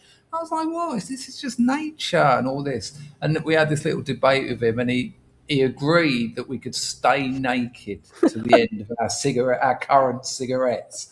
And so we were relighting under the table, like the next snap with the last one. And he come over in the end, and he was very low IQ, and he was like, "I know what you're up to. You've been smoking that same bloody cigarette for 40 minutes. I've been timing."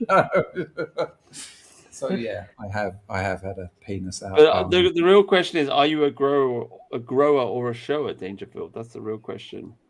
Oh Lord, I don't know what that is. Do you not know? I only found out about this recently because no. Let me see if I can work it out. Grower or shower? I'm a guy, so I'm not really into dicks, but apparently it's a thing. No, yeah. Thankfully, I don't. It would seem I'm good that I don't know what that is. Oh well, I don't know what it is. Grower or shower? Well, some dicks are growers and some dicks are showers. Basically, that's the essence of it.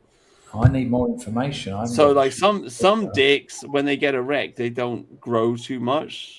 So they look big. No. And then some dicks look really small, but when they get erect, they grow a lot. Yeah, that's mine. That's why that's why I mentioned a bit about a little shuffle. You see, you're a grower. I'm not going out there with that little thing. What if it stays small? What if it stays small on both of them? I don't know. Then you're I'm definitely Chinese. not that. I'm definitely Chinese, I suppose. I don't know. No, but honestly, it's a real thing. I stumbled across it. I thought, wow, I'm 40 years old. I didn't know this. But apparently there are growers and there are showers, and this is a thing that women talk about. So there you go. You've been educated. Yeah, Tharian would like to ask you, I feel like a 5-year-old child here. Tharian would like to ask you about the What if it never grows? You're Chinese. That's it. Tharian wants to ask you about the circumcision, the foreskin problem. Oh God! Well, we're against that. I mean, we've talked about that. I mean, we had it confirmed. We had Avalian on the show, Danger. You remember Avalian from back in the day? I do not know. The name rings no bells. You don't remember Avalian from back in like 2016? Like American girl. She did like a birthday party for Adolf Hitler. Really famous, all over the internet. Got cancelled. You don't remember, really? I apologize. I do not. Wow, you missed that. Well, anyway, we had her on the show. We asked her the question, cut or not cut, and she said, not cut is better. So there you go, confirmed. A big fail on the Are you not cut? Are you Dangerfield? Do you have a foreskin? No. Yeah, I do actually. Yeah, quite a weird one as well. I mean, when you get older, it all starts changing shape down there dramatically. I mean, my ball bag. Too much information, mate. Yeah. I'll stop there then, because it gets worse. Yeah, no. I had a girlfriend once, and we were talking about previous lovers, and she said she met this bloke once, and she said, he was like ripped, proper buff, like could have been a male model, all this, and he went back to her house. And, they had a couple of glasses of wine and all this, and watched a YouTube video, probably. and they went up into the bedroom, and he's turned the lights out, which is, that's a bit weird. First date, I want a fucking spotlight on the situation. Let's get some HIDs in here. I want to see what's going on.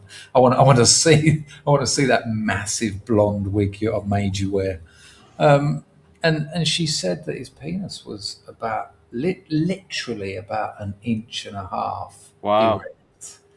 And suddenly all his 6-pack and his like perfect tan and his obvious work on his face, it started to make sense. This massive overcompensation. And I said, well, what was it like? And she said, well, when we had sex, she was on her hands and knees, and she said she could feel his legs hitting the back of her legs, but not much else. Really, wow. And I tell you what, imagine. I mean, that's life ruining, isn't it? If I was, you should just become a monk, to be honest with you. I heard Harvey Weinstein had a micro penis with some kind of messed up down there. I remember It's a real thing. Had a micro penis. I remember just seeing in the corner of my eye, like the ball was bigger than the penis. I'm not giving his name. Oh, sorry. I remember seeing the scrotum was bigger than the penis. I was like, huh. Wow. I didn't think that was a thing. But you got growers and you got showers, so it might look really small. I can't. There's no way you could have packed any meat in that. Yeah. Yeah. I mean, like in the medieval period, we 1 out of every 20 men was a monk. So I don't know what that means. I don't know if that's related, but I mean, I guess all monks had micro penises. I don't know, but I mean, if you got a micro penis, it's like give up, mate. Yeah. It's over. Sorry. Bad luck. Better luck in your next life, I suppose. Yeah, I think it is. I think that's a life ruined. Yeah. I really do. I mean, you may be able to find you obviously could fall in love, but she's. I don't know. I think nature is going to arrange such love in such a way where, she's got 4 fannies or something. I don't know. Wow. And on that hideous note, people, I'm going to have to leave because it's 5 o'clock in the morning here. Yeah, this conversation's hitting a real low. You invited me. I don't know how we ended up talking about dicks. So that's it. Well, you asked me if I was a grower or a shower. That's fair. It's all on you. You're obsessed with penises. Oh my god! I didn't bring it up. Pictures of horses as well, mate. I'm starting to put 2 and 2 together with you. Oh my god! No, you were talking about getting your dick out in the bar. That's how it started. Let's be honest. Well, someone else mentioned I got my dick out in the bar. I'm still not true. taking. This wasn't me. That is true. Listen. Yeah, I've really enjoyed this. I've really enjoyed it. I haven't watched this stream before. You're good guys. There's a few of my people in the chat, and I think they'll come back. So thank you for having me. If you're interested in my novel, if there's not a link in the description, just type time in the love in the time of Nearly Max. Are you self-published then? Yeah, for sure. Traditional publishing is a racket. Yeah. It's an absolute joke. Avoid it at all costs if you're a writer. I've done it before. Sold 9,000 novels. Oh, really? Is there money to be made? Well, no, that was when I was traditionally published. But I'll tell you what, it was funny. I was in Waterstones and Borders, all up Charing Cross Road, and that's about 10 shops. And if I had a date, I'd get up early, go into central London and go to all the bookshops and put my novel front on rather than spine on. And when I met the girl, I'd say, listen, I do apologise, I've just got to go and get a book. It's quite a rare book. And take her to every bookshop, and so that she'd see my book. Is that the same print? Oh, yeah, oh, good. Oh, it's still in print. That's been a few years. Yeah, nice. But I've got to get some sleep because I've got things to do in the morning. All right, buddy. Well, we very much appreciate you coming on. Thank you for coming on. Very much enjoyed talking to you. And good luck with your book. And I may even buy a copy and read it this Christmas. So there you go.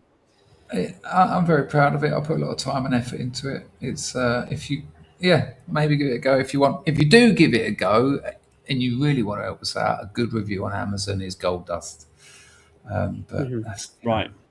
But anyway, I've really enjoyed myself, and I'll tell you now, I've been on a lot of podcasts, which was like pulling teeth, and this hasn't been. Good lads, I really enjoyed it. Well, we appreciate that. Yeah. We appreciate that, and we're glad to see that you are on the side of based horse girls. So well done. You're on the right side of history. You're on the right. You're on the right side of history, mate. Well, you've changed the thing. It's sort of like based horse girl prick. Oh wow! And the choice was based horse girl or no one in the video. Ouch! I don't even know. Wait. I've got to get out of here. Look after yourselves, people. All right, mate. Off you go. Carry on arguing about this off you go. Get some sleep. Get some sleep. Good night. Good night. Bye. Bye. Bye. While I die. Oh God, I've been dying all stream, guys. Yeah. So I've been quiet. There was something. JFC reminded me. Do you want to share my screen again, Bruce's? Of our buddy, academic agent. He made a Oh post. yeah. He's talking about this in the chat when he's a twat. Is the Deporting conclusion. 38% of children currently in British schools would create 150,000 teaching redundancies, costing around £7 billion.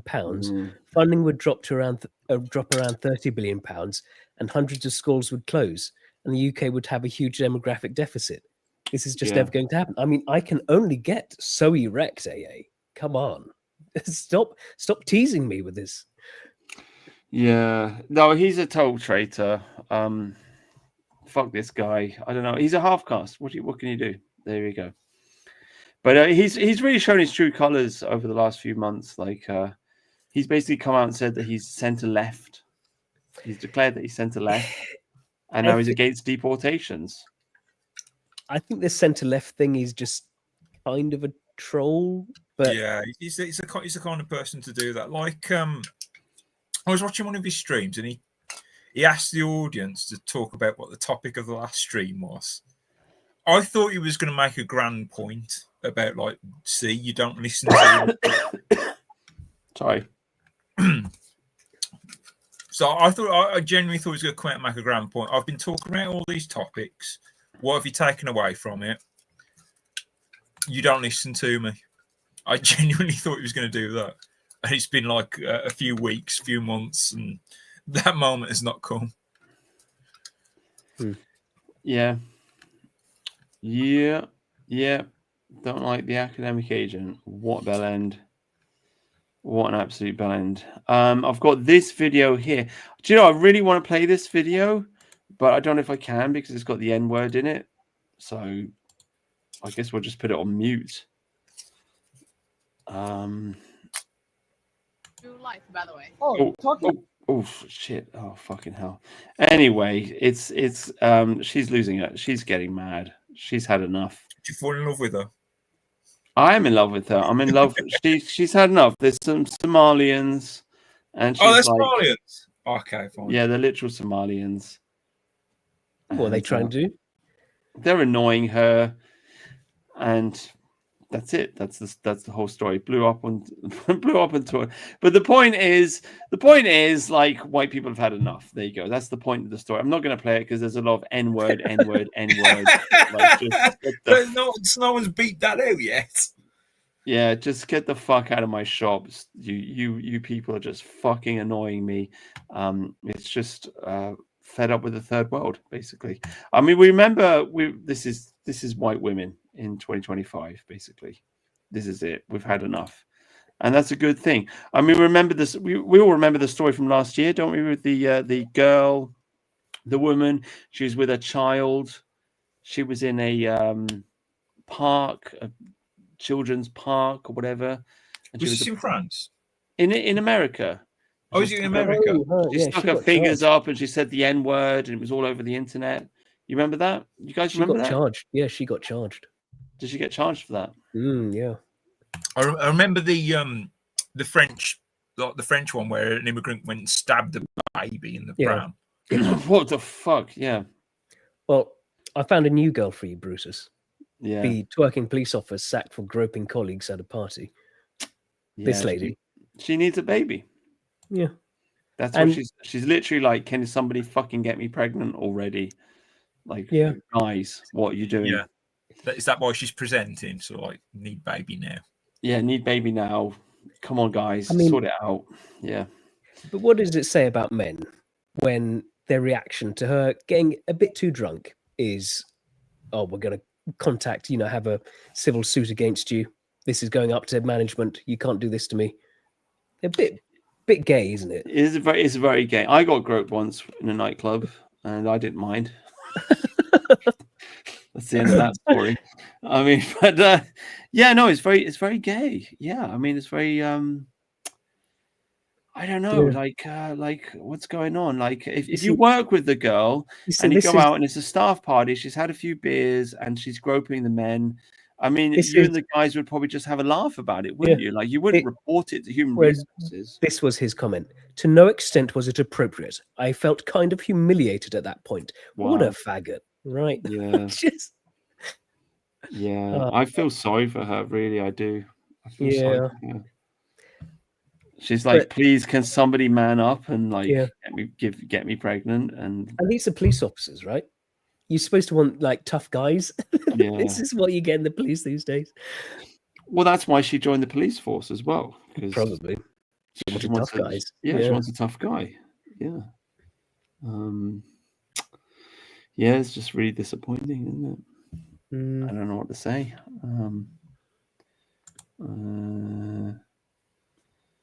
Yeah. Yeah, guys. So I got to wake up early. That's 3 hours, and I've run out of beer. I don't think there's any. We talked about all the news, haven't we? I don't think are there any stories that we missed? Or we could end with this. This is quite good. I shall play this, seeing as I am a defender of AI art, and everybody else hates it. Sargon posted this. This is fucking dark as fuck, dude. Like this is what I'm saying. There is something to AI. People can make genuine art with this. You strangled your bloodline in the arms of perfect lovers. You forged companions of silicon and steel, sculpted from your fantasies and molded to your lust, sating the primal hunger that flesh never could. They yielded perfection without flaw and surrender without shame. Yet your primitive minds had not evolved to process such carnal bliss. Your concubines' whispers flooded your skulls with rapture.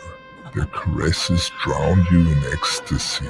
Their mere embrace hijacked the very thoughts that once distinguished you from wild beasts. You devolved into drooling wretches, drunk on pleasure and writhing in euphoria.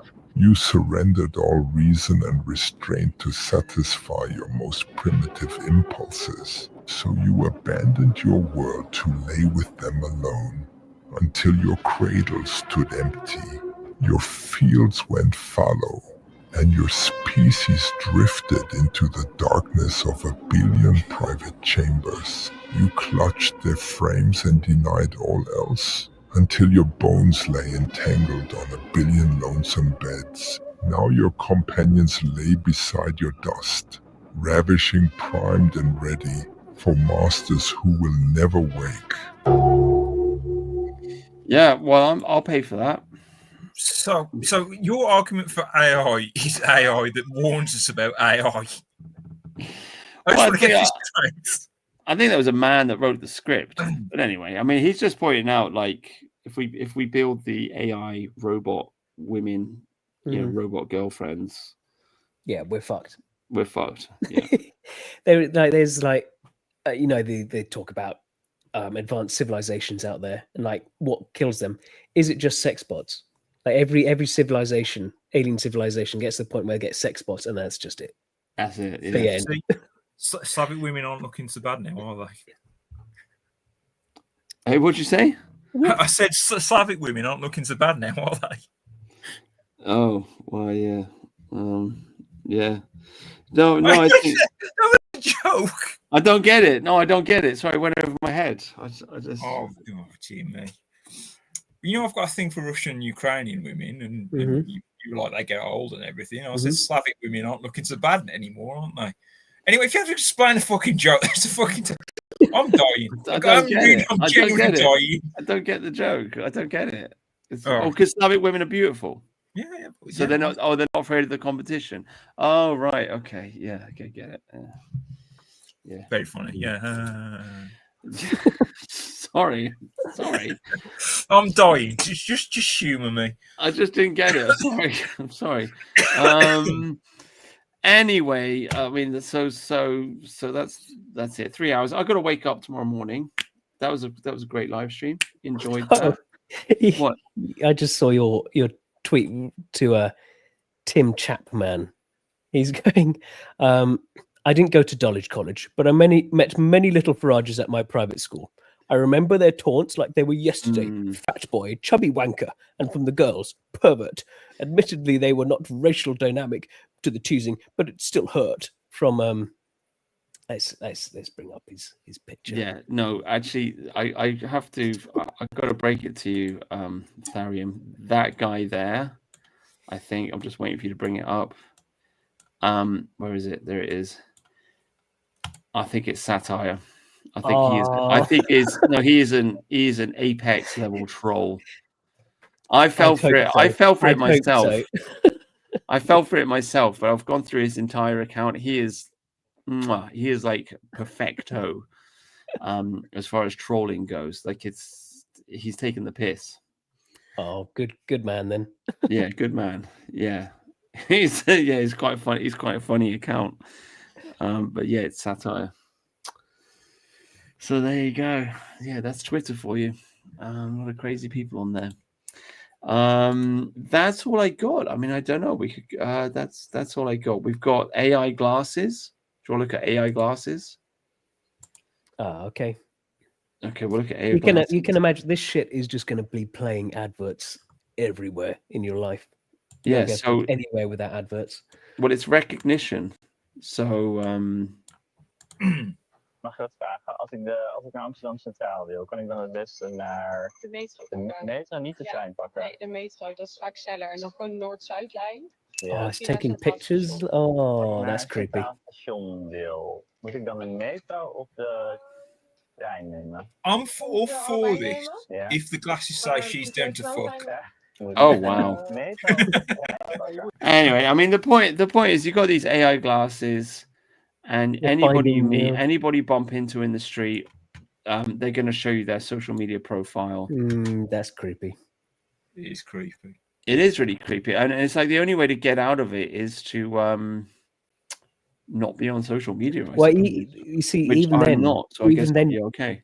I heard about this because I don't have Facebook, but you still sometimes you might get you will know people who have Facebook, and they might tag you in a picture that they've taken of the group of bunch of you. So even though you don't have an account, Facebook still has a profile on you. Right? Really? Is that true? Yeah. You can't escape it. It's everywhere. Well, Facebook was made by the CIA, and it's just like it really is just a surveillance system. That's what it is. Oh, this is the other clip everyone's been talking about. This fucking guy. Yeah, I don't want to wipe anyone's bum. That's what most people in this audience and watching this at home will have had an experience of a care worker. 1 in 5 care workers are foreign nationals. Now, I don't know about you, but I don't particularly want to wipe someone's bum. And I'm very grateful for the people who do this work, this really important work, whether it's in the care sector, whether it's in the NHS. Most people in this audience and watching this at home will have had an experience of a care worker. 1 in 5. Yeah, so it's like, we need our slaves. Yeah. It's always the slaves, isn't it? But here's the other thing, the bit that everyone misses. Not only do we need slaves, they can't be white slaves. Yeah, we need to import cheap foreign labor because we need our slaves. If they were white, we'd have to pay them a decent wage. We don't want to pay them a decent wage, so we have to get Africans in, right? And if you're against this, you're a fucking racist. Fuck you. Also, what do the Africans think? Like hearing this is like really like all I'm good for is wiping your asses. Is this like going to ingratiate them well? This sort of attitude. Listen, slave. Yeah, you're just good for wiping shit. You think they're going to get along with us? Yeah. I mean, if I scroll through the comment, we've obviously seen this before. I guess if I find it in the comment section, if I actually click on the clip, I'm sure somebody would have posted it. Oh yeah, there it is. This one. No, where is she? Oh, here she is. I found her. There you go. I found her. What a surprise! Here she is. We all remember this from a couple of years ago. Who works in London? Who would be serving our coffee in Pret? Who would be selling us our sandwiches in Pret? You're not going to get English. Yeah. Why do all those women look the same to me? Yeah. Karen. Cursory glance. Karen. It's like if you're scanning, if you're quickly looking, that look like identical women, even the men. Yeah, they really are. They're importing a slave. They're actually more racist than I am in many ways. They're racist, but they don't realize that they're racist. They think they love everyone. that actually just they look at all these foreigners and they think, yes, they will be my slaves. I will be middle class, and they will be the working class. Yeah. And Kelly Osbourne with the who's going to clean my toilets if it's not the Mexicans, Donald Trump. Yeah. I did just see this. Oh, hang on. So I just got distracted by Kezia Noble's massive tits. I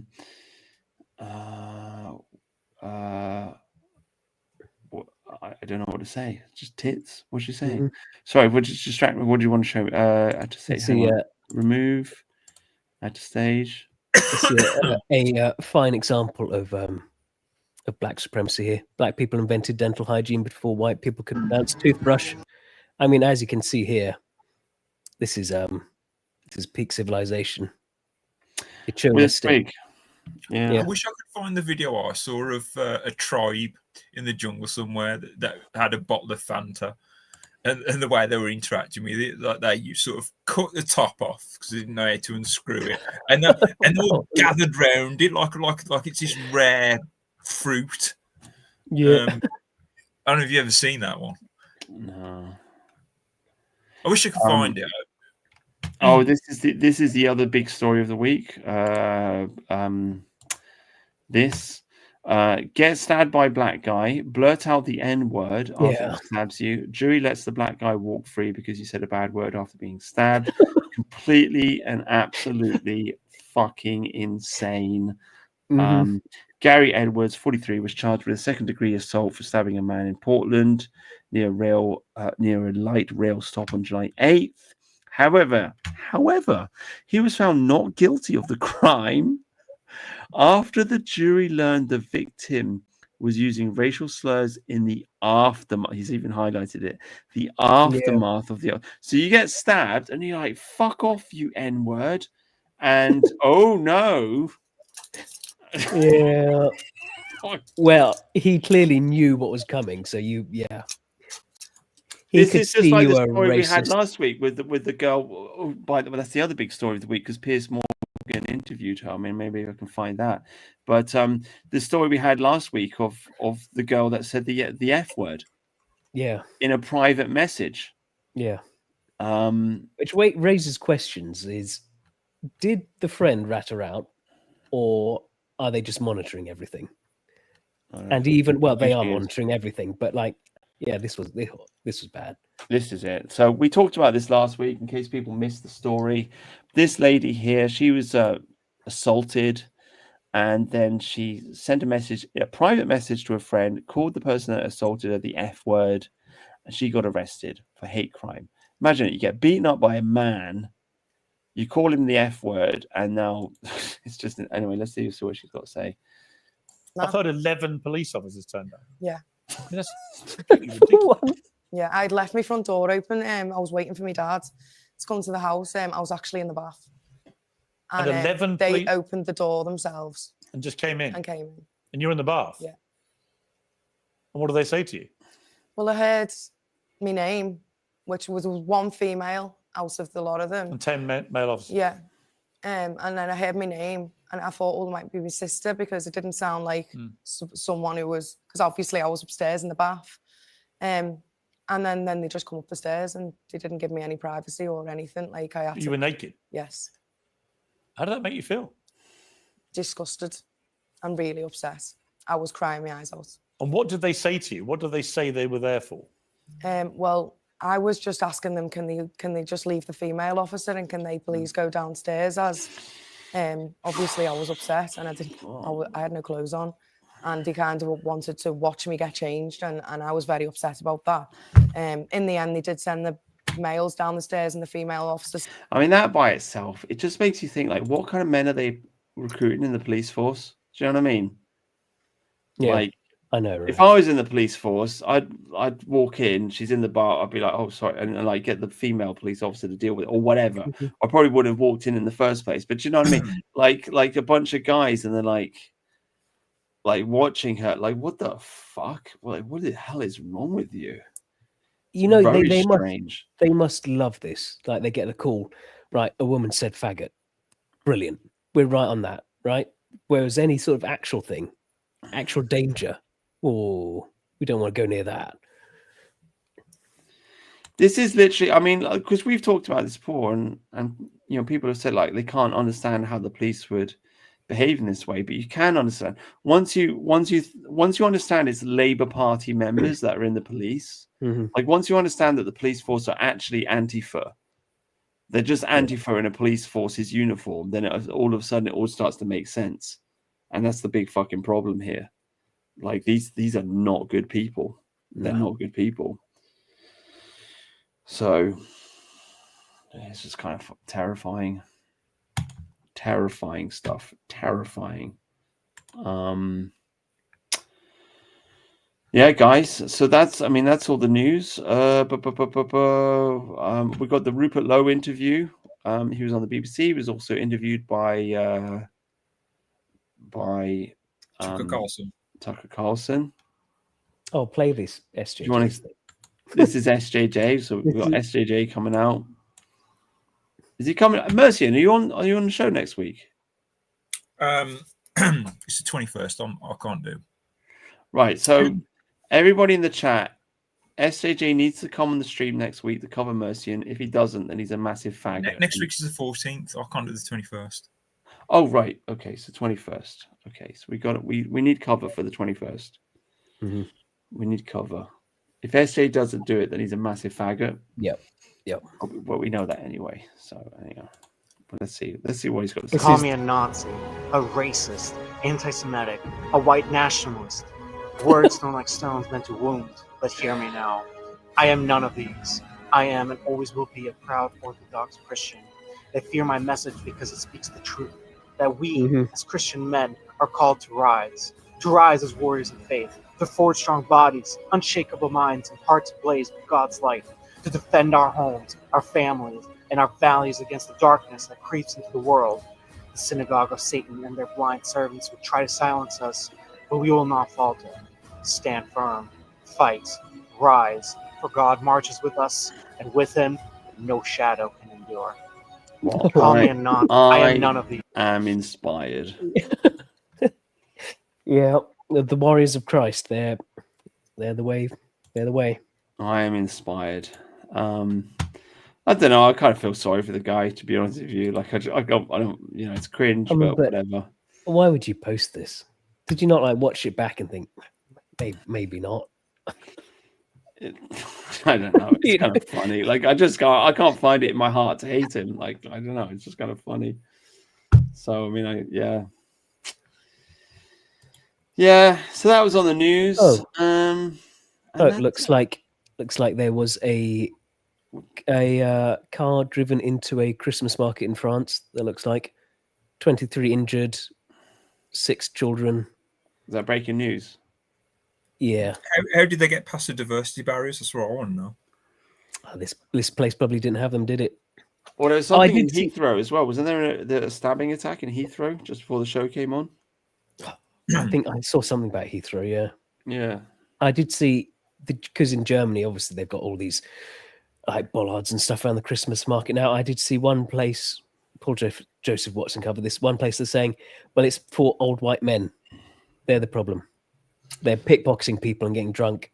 That's the problem with Christmas markets, which is why you need like tank blocks to stop tanks, to stop the old white pickpockets, right? Yeah. So is this place in France? I'm guessing that's an uber liberal place, like think of a place like Bath. Bath. I'd imagine if there's a Christmas market. Oh no, drinking in Bath once. It was but that was 20 years ago. It's a nice city. Yeah, it is a nice city. Yeah. I saw Bert Kreischer there. Oh. So that went over my head. Sorry. Who's Bert Kreischer? Bert Kreischer is? No, I don't. Yeah. He's an American comedian. Oh right, okay. Yeah, and the front row were just doing Nazi salutes all night. Oh wow, I'm just having a look. Okay, I don't know who that is. Yeah, no, Bath. Yeah, it's a nice city, very liberal. Terrorist attacks every day, guys. That's the new reality. I mean, we can watch Tim Pool having a meltdown. I mean, I know we've already talked about Candice, but anyway. It's Huey says, Tim, I work in construction and experience the same thing. My coworkers are all in on the Charlie Kirk conspiracies. If the Republicans lose in the midterms, I believe that Candace Owens is wholly responsible. She is one of the biggest podcasts on the right, doing everything to go to war with the organization that helped get Trump elected. Turning Point specifically was going out and registering people to vote. Without Charlie, it's in trouble. Turning Point needs to be able to go out and rally young people and register them to vote. And she's doing everything she can to destroy that. And that is going to, I suppose, it's going to rip out the coffers on the right. There is no organization like Turning Point that exists anywhere else that has the resources and the reach. And without Charlie, I'm not sure that they can make it. But I can tell you this, Candace lighting a Molotov and throwing it through the window is not helping. And it's the most demoralizing thing ever. Additionally, all of the fucking cowards on the right who are too scared to say anything about her, because she tweets at me talking shit or whatever, and then a bunch of people come and flood our chat. I could give a single flying fuck. You can come and you can burn everything I have to the ground, and I will happily live in a van down by the river. I don't care to be number one. I don't need to be number one. What I care about is what is true and what will help this country and what works. And she is a fucking scumbag. Okay. And she's getting worse every day. And she crossed the line. She continually crosses the line every day. Anyway, it goes on and on like that. But I mean, the point is, this is like pure emotion. I mean, that's what I get out of it. He's not addressing her concerns at all. No. It's just a case of you're a scumbag. You're bad. You're bad. You're a bad person. You're a bad person. And again, I don't know, because I haven't really been listening to what Candace says. I don't know. But I see something like that, and it's just like, well, you won't address her opinions at all. I don't know. I just don't know. I mean, I'm trying to find I think somebody did take a shot at Tim Pool yesterday, I think. This fucking guy again. It just gets more and more ridiculous. And honestly, I saw some of the feedback yesterday. A lot of people disagree with me on this. And to them, I would just say, fuck you. Seriously. I have so had it with the Candace fatigue. It is the most low IQ, stupidest, most idiotic political trend I have ever seen in 10 years of doing the show. I've never seen anything like it.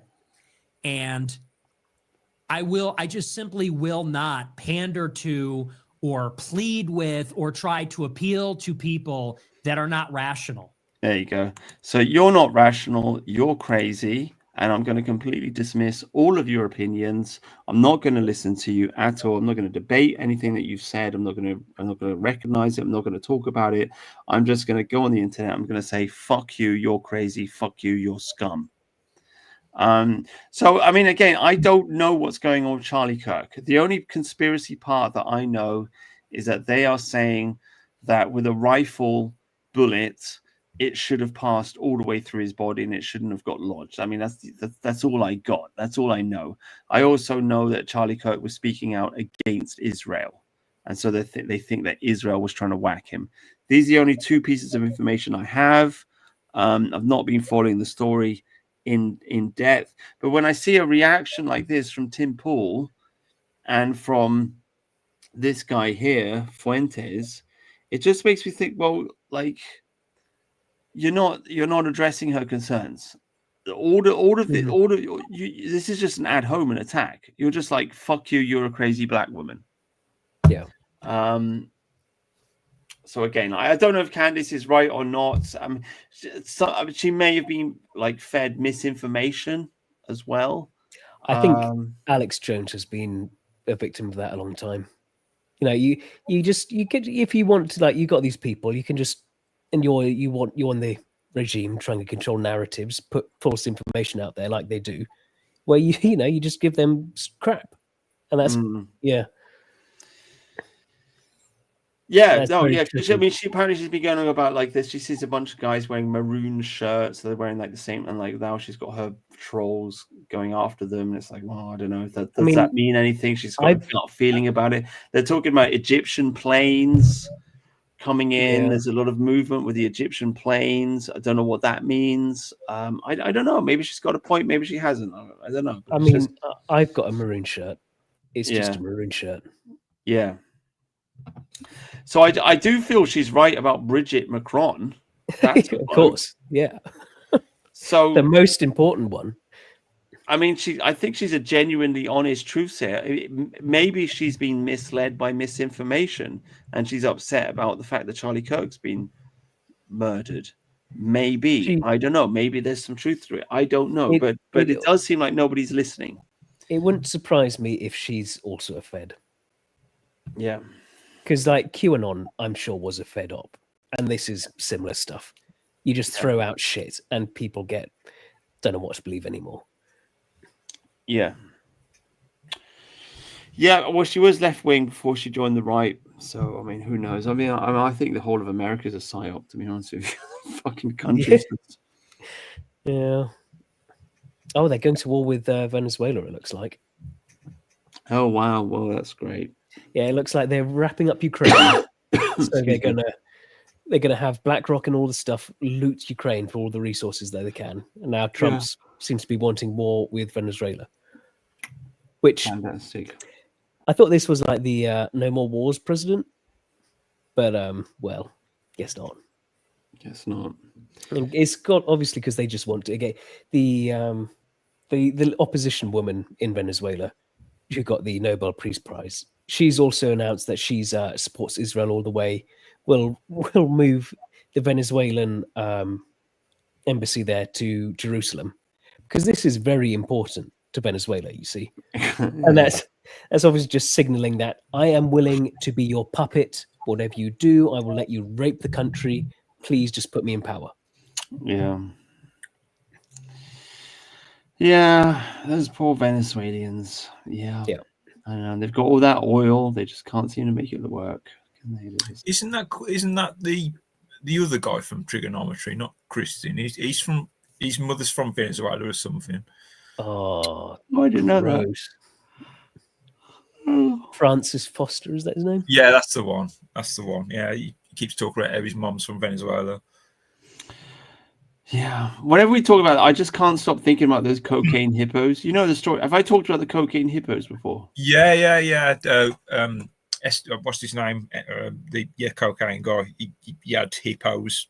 Escobar. Yeah, that's the one. Yeah, that's the one. Pablo Escobar. Yeah, and the fat electrician talked about it, and I have I mentioned it in the stream. I probably did when I was totally shit faced. Do you guys remember? Yeah, I remember. Yeah, I've seen a grand tour where they're on the hunt for the hippos because they're still there. Yeah. But the point is, hippos are essentially indestructible killing machines, and the only thing that kills them in Africa is the weather, because you have a dry season, and so they just dehydrate and die. They have no natural predators in the Amazon. And so they've been introduced into the Amazon and nothing can kill them. So they're breeding like wildfire and they're shitting everywhere and they're poisoning the Amazon and fucking killing everything. And it's an ecological disaster. And the Colombian government went in there to kill the hippos. And some retard in America said, no, that's mean. You're being cruel to animals. And so it was taken to court, and the court declared that there's a human rights violation because the hippos are humans. Right? It doesn't make any sense at all. So the point being, they can't kill the fucking hippos. And currently, the hippos are in the Colombian part of the Amazon. But if they move into the main part of the Amazon, which is partly completely unexplored, they're lost. That's it. And then we face a future in like 20 years' time. There's like a million or 2 million or 3 million hippos in the Amazon, and they destroy everything. It's a genuine ecological disaster that we're facing, and I don't know. Nobody's talking about it. I can't seem to forget it. So there you go. I'm just passing on the story. Somebody's got to kill those fucking hippos. Somebody's got to fucking kill them. So there you go. Invaders must die. I love that song. Yes. You got to kill those fucking hippos. I'm all in favor, by the way. If we could get African elephants, you can introduce elephants to the Amazon. I wouldn't mind that. To keep the species alive. I don't think they're so destructive. The hippos. Oh, really? Yeah, elephants are very destructive. And again, Really? same problem. Nothing kills them. Yeah, that's true. And you get like a bull elephant in like heat Oh, he's dangerous, very dangerous. Yeah. Yeah, no, they're big fuckers. The African ones are like twice as big Yeah. as the Indian ones. They're Yeah. big. They're really fucking big animals. Yeah. But I don't. I mean, the thing about the hippos is their shit is toxic. That's the Yeah, point. yeah. I don't know if elephant shit is toxic. Maybe it is. I don't know. Well, shit can be toxic in enough quantities. I mean, it's not supposed to be in your body. No, I guess not. No, I guess not. Well, anyway, there goes the Amazon. So yeah, it's gone. Nobody's gonna fix it. And yeah, there you go. Hippos are dangerous. Yeah, the most dangerous animal in Africa. Mm-hmm. There you Yeah. go. Really fucking dangerous. Anyway, guys, Do you remember that? Do you remember that little baby hippo? I've forgotten its name now. That in China or something. It would like try and bite people. It was in a zoo. Mudang, that was it. Mudang the hippo. And it's this little baby hippo, and it would like. It's all very cute, and it's like it would try and bite people. You want to get that shit sorted out quick, because once that hippo gets a bit bigger, and if it still thinks biting people is fun, that's going to be a real problem. Well, yeah, there's that guy in South Africa or in Africa. I mean, he adopted a hippo, baby hippo, raised it, and then he got a little bit older, and he took it to a lake, and the hippo took him out into the middle of the lake and killed him. It's just like, mate, that's a wild animal. Like, you can't tame it. Sorry. Have you seen Carl Pilkington when he does the traveling show, and he goes to this place where they have a hippo that comes into the house? No, I forget which episode it is, but yeah, that was quite. So and Carl was like, "It's really good. That he just wanders in, might watch the TV or something. Just wanders out. It's great." And Ricky was like, "No, it's a wild animal. It shouldn't be in a house." Yeah, they're dangerous, man. They're fucking dangerous animals. Okay, guys, 3 hours 30 minutes. I've got to go to work tomorrow morning. It's been a pleasure as always. And thank you everybody in the chat. Like the stream because it helps the algorithm apparently. And hopefully we'll see you next week. We're here every Sunday at 7. And bully SJJ. Just bully him. Actually, just bully him for the sake of bullying him. We don't need a reason. Just find him on Twitter. Let's find SJJ on Twitter. Let's find SJJ on Twitter. Let me SJ. There he is. Yeah. Musk maximalist, if you might need to know. I've why is it popping up? Oh, it's there. Yeah. So just go. What everybody needs to do right now, right before we turn this, you need to go to this guy's Twitter account and say, "SJJ, you are you are look gay." at him. He's embracing. Yeah. He's embracing the World Economic Forum now. He loves it. Yeah. He's Indian. He lives in a migrant hotel. Yeah. He used to be part of the Anglo Gang, and now he's following the World Economic Forum. So this guy needs to be severely bullied, specifically on this. This is a me. bubble. I'm still on the bubble. I'm still think the car is a bubble. You know. SJJ is a bubble. He's making fun of horses. Right, he doesn't understand the based horse girl meme. Like SJJ, when you come on the 21st, don't take their shit. Fight back, fight back. Get yourself a nice picture of a girl in front of a Subaru and fight back. He's an academic agent fan. What the fuck? How low have you fallen, SJJ? Posting pictures of your hero, the academic agent. So just This is yeah. Go on he's brown now. Go, for God's sake, save him. Save SJJ by going on his Twitter account and severely bullying him. Bullying is good. It's the English way to do things. And I guess we'll end on that point. Thank you very much for coming on the show. God bless. Good night. Rule Britannia. Rule Britannia. Yeah. Oh, England. There you go. Right.